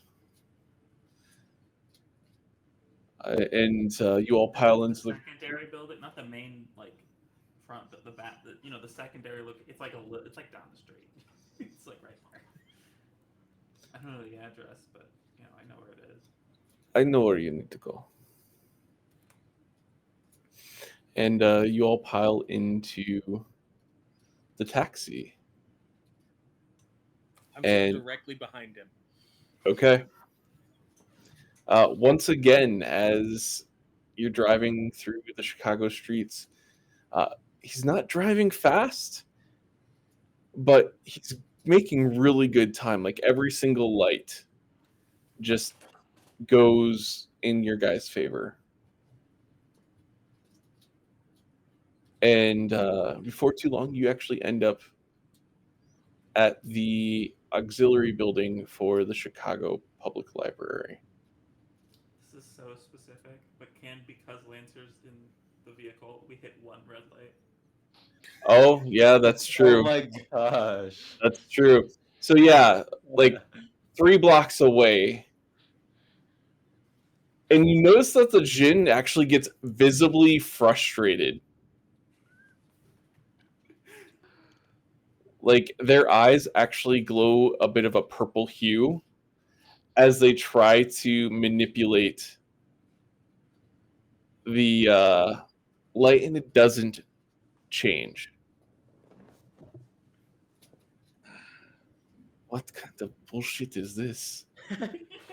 It happens. It happens to the best of us. It's like 30% of men have this issue. It's okay. Oh my gosh. You're not helping. He's driving the taxi. It's fine. He's already been paid.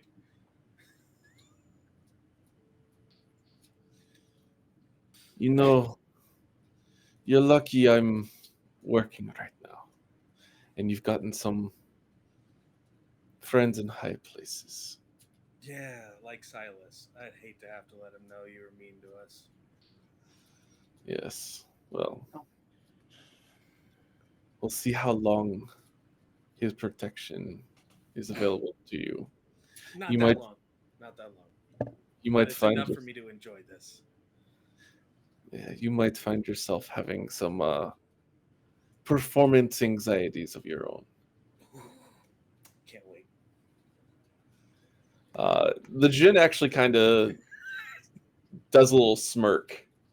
He's actually enjoying this. I'm smiling and laughing back with him. And then you guys do make it to the auxiliary office of the Chicago Public Library.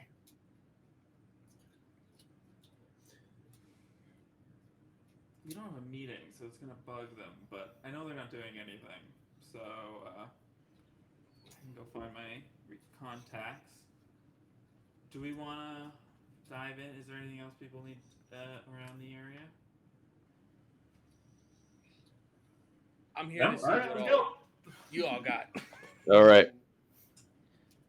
Are you sure it's just popping into a safe house to drop the hairs off for distribution? Okay. She's right back with the group. Okay. You all go into the auxiliary library office. And Lancer, you get an off-putting, almost foreboding feeling as you walk in there. Like a bad feeling in my gut? Yes. Or like there's something bad is happening now, or something bad is going to happen. You feel like something is bad happening right now. You all see Lancer like go from like sort of like walking casually, like very much someone just like in relax it, and immediately like checking every like access like door, like various like entrances to the rooms, and just like scanning around for any sort of information that can like give them I know those vibes. I do the same thing. As soon as Lancer kicks into that mode, Vincent's already in that mode now. And Okay. Sharon starts putting her hand behind her back. Okay. And Aaron, when you see Lancer go into this kind of self-protective or analytical checking things, what do you do? Aaron clutches at his necklace and kind of is like is alarmed because he hasn't seen Lancer act like that. Okay. Lancer typically chill. Okay. You walk into the building. Who's going in first? Lancer, I'm assuming? Lancer. Okay. Go ahead and roll me a read a bad situation. That's a 12 plus 3, 15. Okay, wow. So, do you have the questions in front of you? Or do you need me to read them to you? I got it right here. Awesome. This is what I do. So, So I'm logging in. Is there any like anything indicating to me, or is this just me rolling? I'll give you the scenario, but I just want to make sure you have the questions in front of you. I do. Awesome. In fact, I think I have a hold from last time. Okay. So, you open the door, and you actually see two of the scribes from Fortress actually running around a little bit, and one of them's got a chair like they're trying to hold back a lion, like the old lion tamer trick where they've got the chair and the whip. Mm-hmm. One is standing up on a table, the other one's running away, and the one that's standing up on the table's got that chair and is like trying to poke and prod at something that's on the ground out of your vision. Out of my vision. Okay. Mm-hmm. I mean, I guess the question is, are there any dangers we haven't noticed? yes, there is uh, something that is fairly small hidden behind the counter of the auxiliary office where the people in the background are trying to fight this, whatever it is. What's the best way to protect the victims? Probably get yourself involved with whatever they're fighting. How much space is this? Is it like a huge library room, or is it pretty compact in here? It's probably like a 25 by 30, but you've got shelves and bookcases and things like that, with a door leading off to the right to another room, assumingly a back room, and then the door that you guys just came in from the outside. Okay, I think I'll hold the rest, Okay.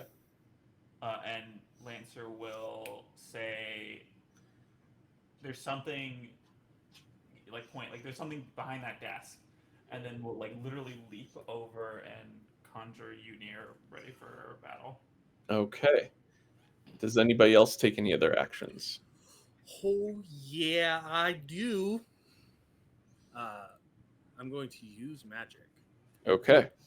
I take some of the holy oil and right like around my eyes, I speak the name Ophanium, the eyes of God, the archangel, uh, and I'm trying to see and pinpoint exactly what the threat or what the problem is.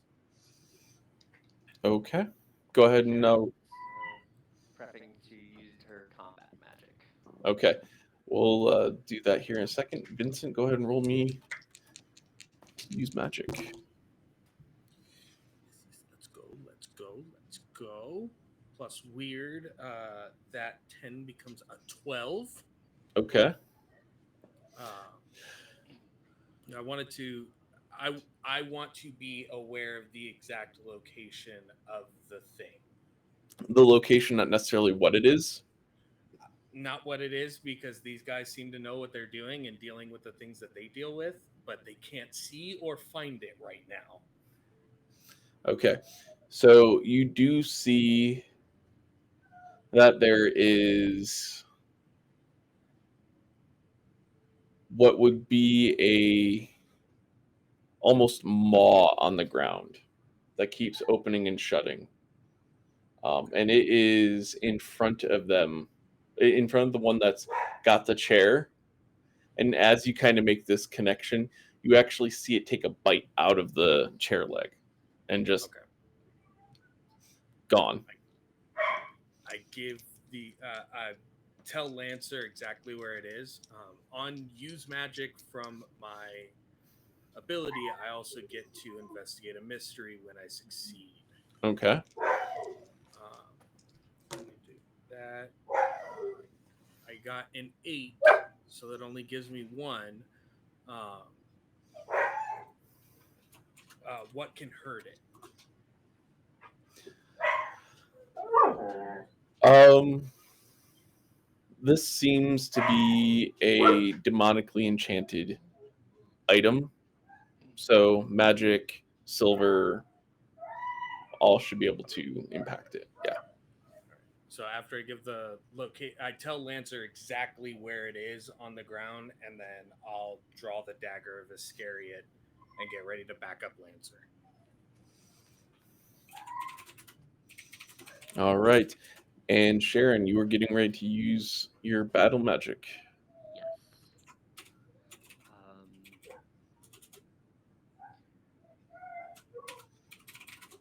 and how big an area would a ball affect? What do you mean by? So, one of my bases for my magic is a ball, which covers an area. How big an area would that be? You get to define that. Okay. Excuse my yawn.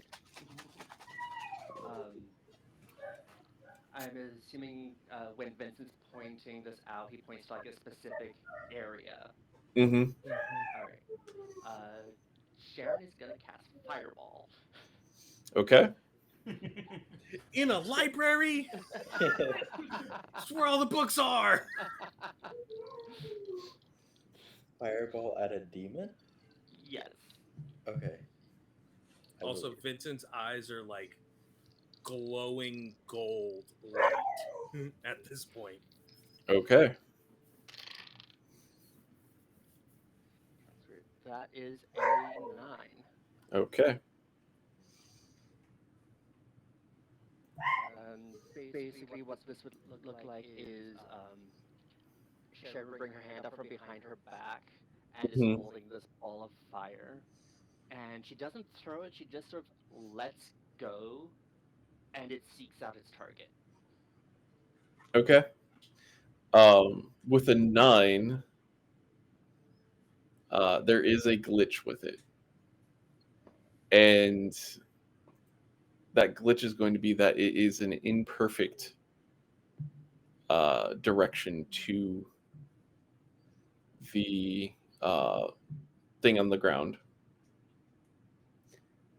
and it does catch some of the fire, the papers that were on the desk, on fire. So that was a 10. Or so that was a 9, right? And a 10 is a full success? Yes, Can I? unused magic. This is roll with me here. Can I, as it's like flying through the air, because it's like gonna get hit other things? Can I like hit it, like spike it with Unir into the beast and try to help to give that +1 to get a full success? I don't know if that's how that works.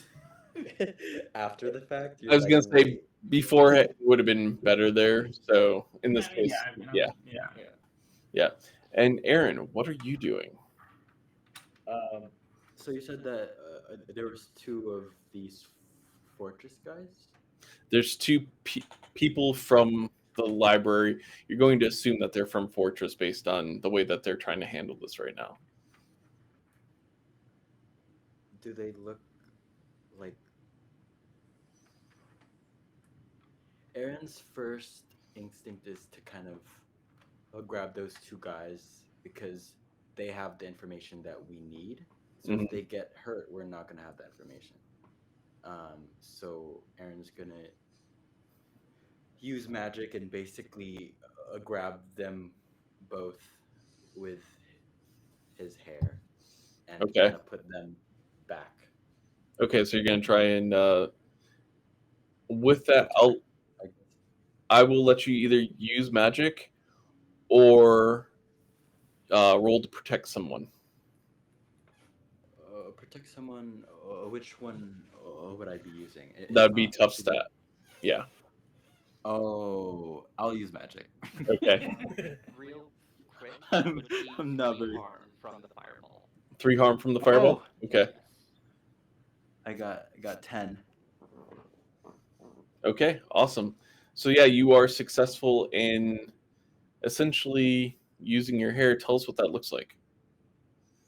So, Aaron, wow, everyone's eyes are glowing, but it just makes sense. Eyes glowing purple, no more of the red. And I think that has a correlation with his talk with Vincent. Turns purple. His hair yet again starts to grow a lot longer this time. It starts to glow purple and grabs each of the men. They're both dudes, Mm-hmm. men, and kind of um, grabs onto them, and then they kind of like run forward behind Aaron, Okay. and he will go after that. Okay. And Lancer, you jumped up over the desk, correct? Yep. Okay. So from your vantage point now, you actually see that what has been chasing / attacking everybody was a book with a maw of teeth, and it was essentially just attacking these 2 individuals that Jer has pulled back, and it is burning. So, in addition to the 3 initial damage that Sharon has done, it's also taking another burning damage. So, it is not in great shape right now. There is also a small fire next to your foot, though. Got it. Seeing this situation, knowing that their goal is not to destroy this book, they desummon Unir acting in the moment. And I think we're talking about like everyone's eyes being different colors. Lancer's completely normal eyes, but they are like jumping between every object in the room at like a practiced, like not an erratic pace, but like clearly taking everything in. Just dives off to the side, grabs the fire extinguisher, and just blasts this thing in its mouth to try to subdue it. Okay. And put it out so it doesn't get destroyed. Okay. We'll do that as a non-lethal attack. So go ahead and roll me a kick some ass, please. I That will is be a helping. 10 plus 2. 12. Yes, Vincent. I did say that I was going to be helping Lancer with whatever they were going to do afterwards. Okay. Yeah, with that, you successfully essentially put it to sleep. You put out the fire, and the cold from the fire extinguisher kind of lulls it to sleep, and one of the people that Aaron had pulled back kind of breaks loose and runs forward with a belt that they put around the book. Mm-hmm. And oh my gosh. The tip of the dagger down into the cover of it to keep it closed while this guy puts the belt on it to okay, close it up. awesome.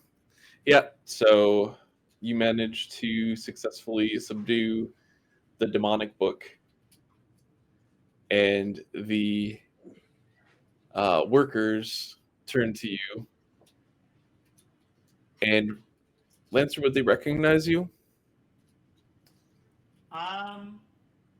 I think Lancer is like I think all of the like agents that are going around are a lot more recognizable than like the bureaucratic folk.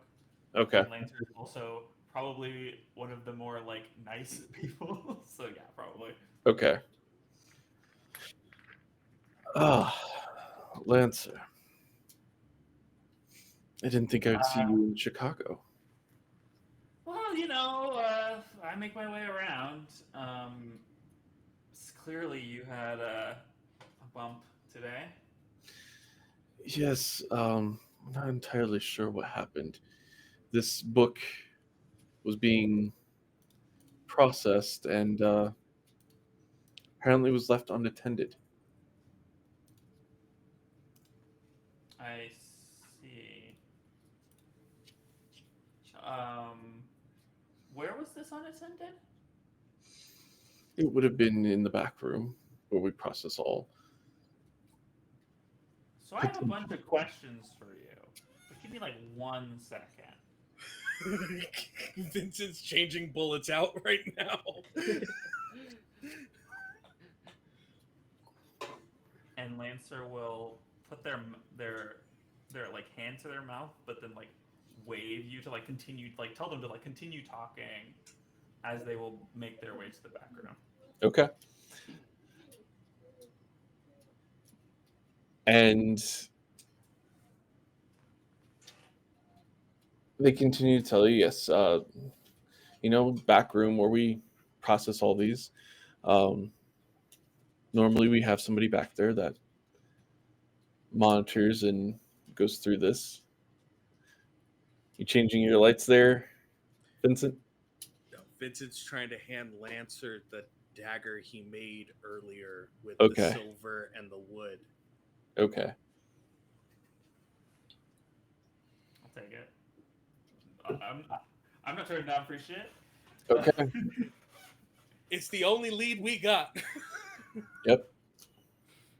And I will make my way to the back room and see if there's if the creature is still there. Okay. You make your way to the back room, and you make your way to where you would know dangerous items get processed. And you see a section where somebody would normally be sitting, cataloging and processing these things. But you don't see somebody sitting there. I'll go to the catalog and I'll see where the handwriting changes. Okay. From like shift to shift. Okay. You see that the handwriting changed probably about 8 p.m. the night before. And then when do the catalogs stop? About 2 a.m.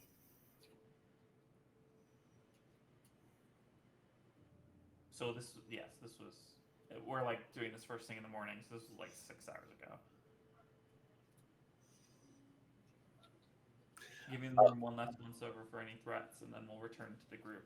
And go. Okay. Everybody go ahead and roll me a read a bad situation.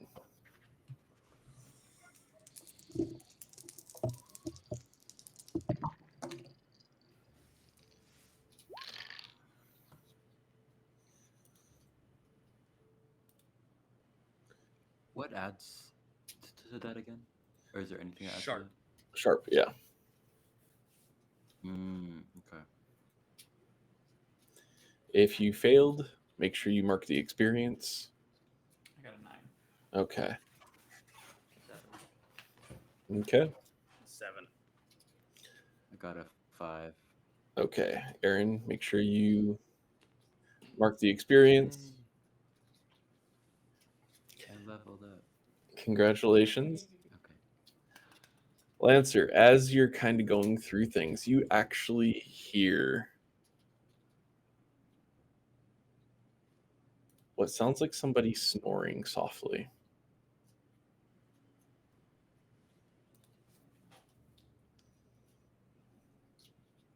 Where do we hear this from? From beneath the desk of where the person who's working to process these items would have been. I look underneath. You see a young looking girl just snoozing away underneath the desk. Oh, thank God. Okay. Anyone got whipped cream? Sour shaving cream also works. No. I take Could the use- the chair and I lift it up and slam it on the ground to wake them up. And with that, the girl wakes with a start. Oh shit! What are you doing here? Currently dealing with a book that started eating the scribes.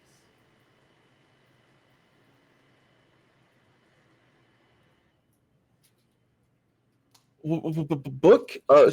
Shit. I wasn't asleep for that long. What time do you think it is? 4? It's morning. It's 8 o'clock. 8:30 now. Actually, I think it's closer to 10. But But it's 10:30. yeah, Where is it? Oh, it's 9:30. There we go. yeah, 12 o'clock. I'm so not used to that. yeah. 9:30. She looks over at her phone that she set one of those like really rudimentary alarms. The phone's completely dead. Battery died. She's like shit.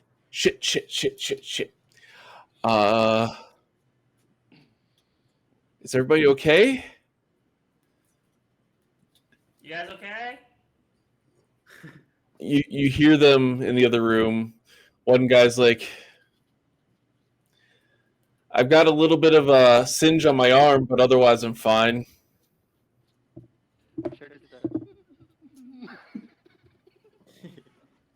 Keeper, Yes. on my 7, are there any dangers we haven't noticed?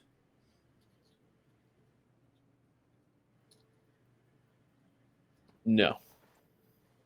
Okay.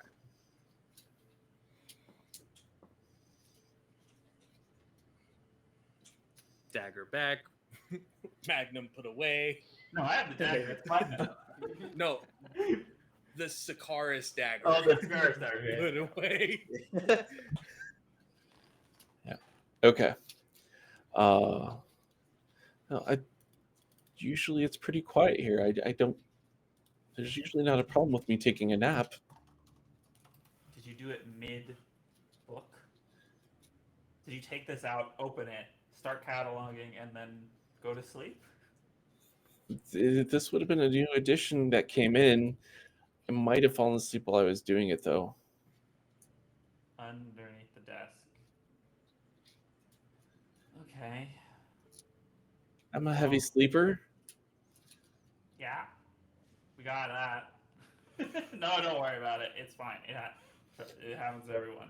You forget they're not items after a while. It's not just a book. You can't just leave it out. Yeah, I'm not very good at this. You're doing great. Probably. I don't know. Are they doing great? They're doing great. You're doing great. Oh, except for today. Lance, are you doing all this with your giant spear still No, out too?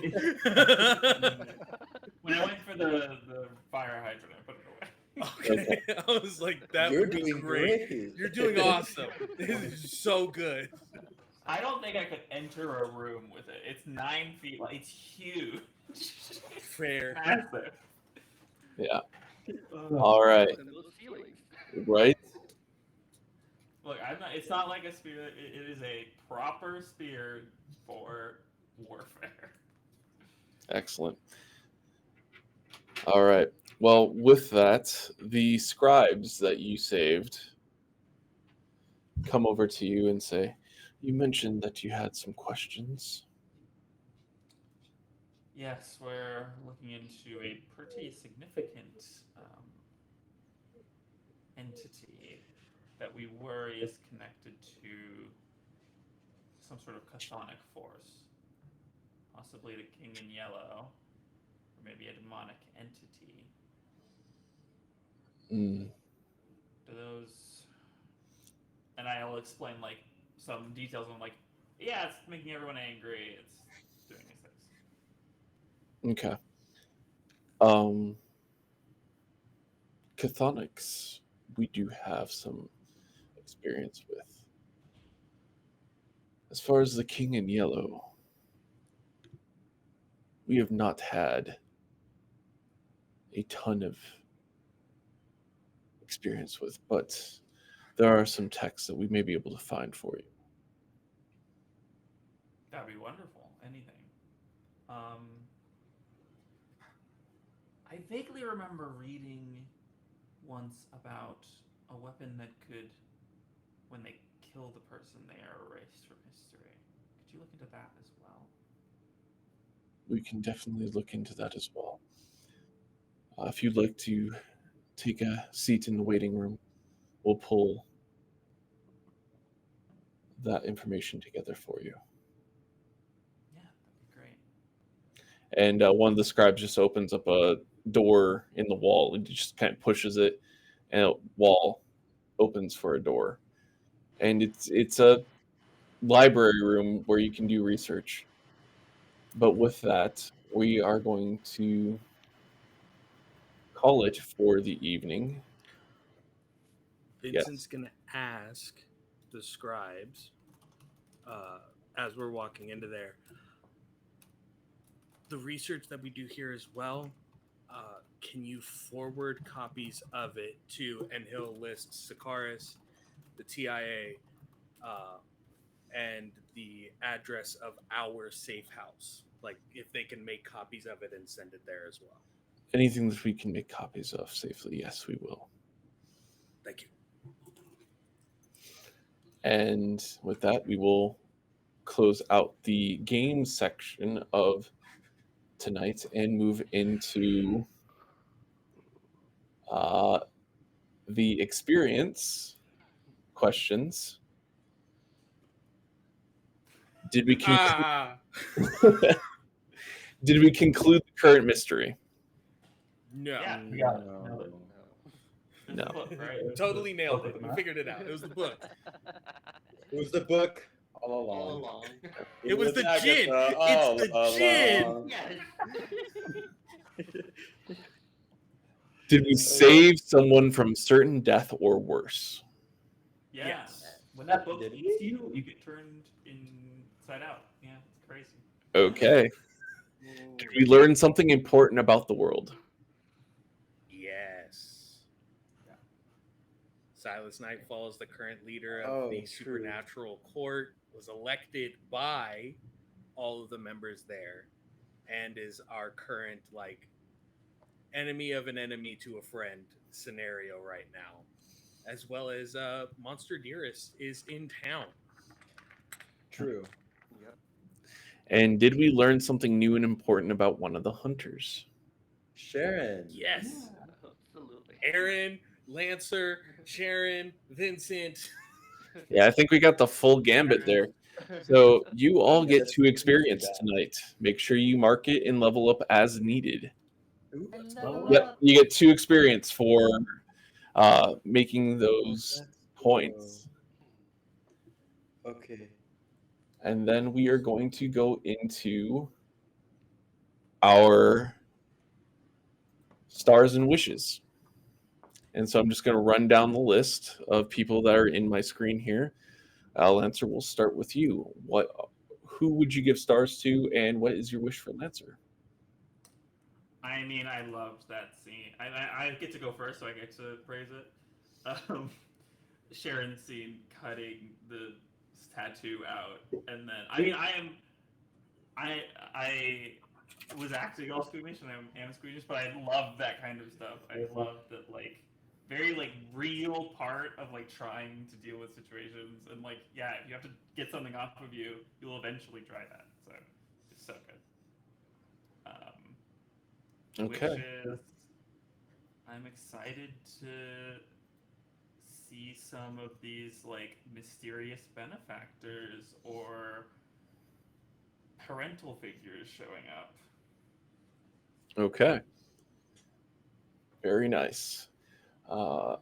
Aaron, you are next on my window list here. I think my star.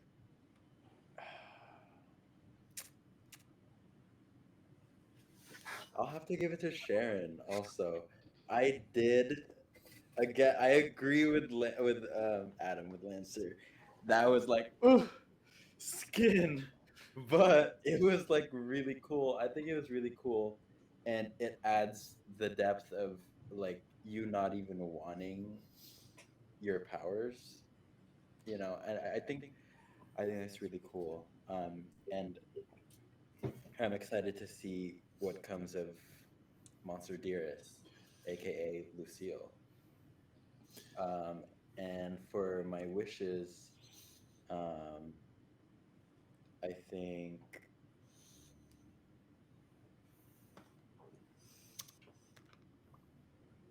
I don't know. I think my wishes is just to learn more about the world. Okay. You want to learn more about the world that your character is in? Awesome. Hmm. And then we'll jump over to Vincent. Aaron focusing their magic away from their hair and taking that step into believing into themselves and believing in their capabilities and everything that they can do. Beautiful. I love it. Lancer, I do stars all around. Love you guys. You're amazing. Lancer, just like I'm going in, like soldier mode activated, and we're fixing this problem. unseen side of Lancer up to this point, and I love it because it shows that depth of character. It shows that it's not everyone's not just this one-sided or one-dimensional version of themselves that they show with the people they're working with or with the people that they're around. There's so much more to them. Sharon, thanks for the spell component that is your back tattoo you cut off and put in a jar. Everyone already thinks Vincent's weird, and now he's got a jar with your back tattoo in it in his room. Like, that's, I'm gonna say that Aaron with an A had that in the room before he got, so it can't be me. It's not me being weird. And Keeper, I love it. Staying on toes, rolling with everything, keeping everything moving in a way that we feel like we're making progress, but we also feel like we're not making progress fast enough. Like we're not getting the answers when we want them, but when we need them, kind of thing. I love it. It's beautiful. Wishes. I can't wait to see Lancer here in Fortress doing the stuff that they're doing. I want to see what Fortress is all about because we haven't seen any of that. And maybe Sakaris showing up and being like, "Hey, what the hell? You just made a deal with the literal coven of vampires here. The hell's wrong with you?" I can't wait for that. And that's mine. Okay, awesome. And Sharon. I also have stars all around. Getting to see that militant side of Lancer, that combat ready training kick in. Love being able to see characters show off what they are prepped for. For Aaron, seeing him finally grow and experiment with his powers, and learn that he is capable of so much more. Can't wait for him to blossom into that something Sharon has secretly wished for him for the entire time she's known him. And Vincent. Not just one or two deals, 3 deals with the fucking enemy. And you keep racking them up. I love it. Can't wait for it to all come to a head. It's just gonna explode in my face. It's fine. And I think for wishes, I think my wish is I love exploring this world that we're in. But I think my wish is for Sharon to keep her shit together when she finally has to make that dreaded confrontation with Monster Dearest. Mm. Okay. Well, you all did wonderful. You definitely gave me a few things to pivot on. Like, definitely some things I wasn't expecting. I'm like, I like where this is going, but I wasn't prepared for this. So you all get stars for that. I really enjoy this game. I love that you guys are helping build out this world and fill it with your own special brand of like personality and everything like that. Couldn't do this without you all. So we'll go around one more time with where we can find you online or if you want to be found online. We'll start with Lancer, played by Adam. I am Adelo001 basically everywhere, so you can just grab that except for Instagram because I didn't. You just didn't. Okay. That's what got me was that I didn't. Yeah. Because I didn't. And then we have Aaron, played by Jer. Hello. I am a Jer Bear everywhere. Don't ask. I made it when I was 16. It's JER.B3R. Okay. And then Vincent, played by Ark, our own Arc-like Court. Hello, everyone. I am your Gridmaster, Lighthouse Keeper, Lore Rider, Beacon onto all beacons, Arc or Arc-like Court. You can find me all over the internet at Arc-like Court, but the best way to keep up to date with me is on Instagram at Arc-like Court. See, because he did it. Yeah. The 2 extremes there. And then Sharon, played by our very own Jean. Hi, I'm Gene Wolfire. You can find me on Instagram at Gene_Wolfire because that's the only thing I did. Keep keep a lookout for. I am trying to get re-up to start streaming on my own, so keep an eye out there for announcements of that coming down the line. Awesome. And I have been your keeper. I go by Josh or Shadow Dow. You can find me on Instagram at Shadow Dow. I have a Twitter. I don't use it. So don't even bother. Or you can find me on YouTube where all the recordings of our sessions will go live at youtube.com at Shadow Dow. And for everyone who's been through and watched the episodes up to now, thank you so much. You all have been wonderful. Hit that thumbs up, ring that bell, hit the subscribe button. Punch that subscribe button and ring that bell.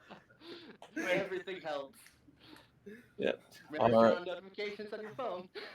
Right. Comment down on what was your favorite part. Everyone have a wonderful evening and thank you.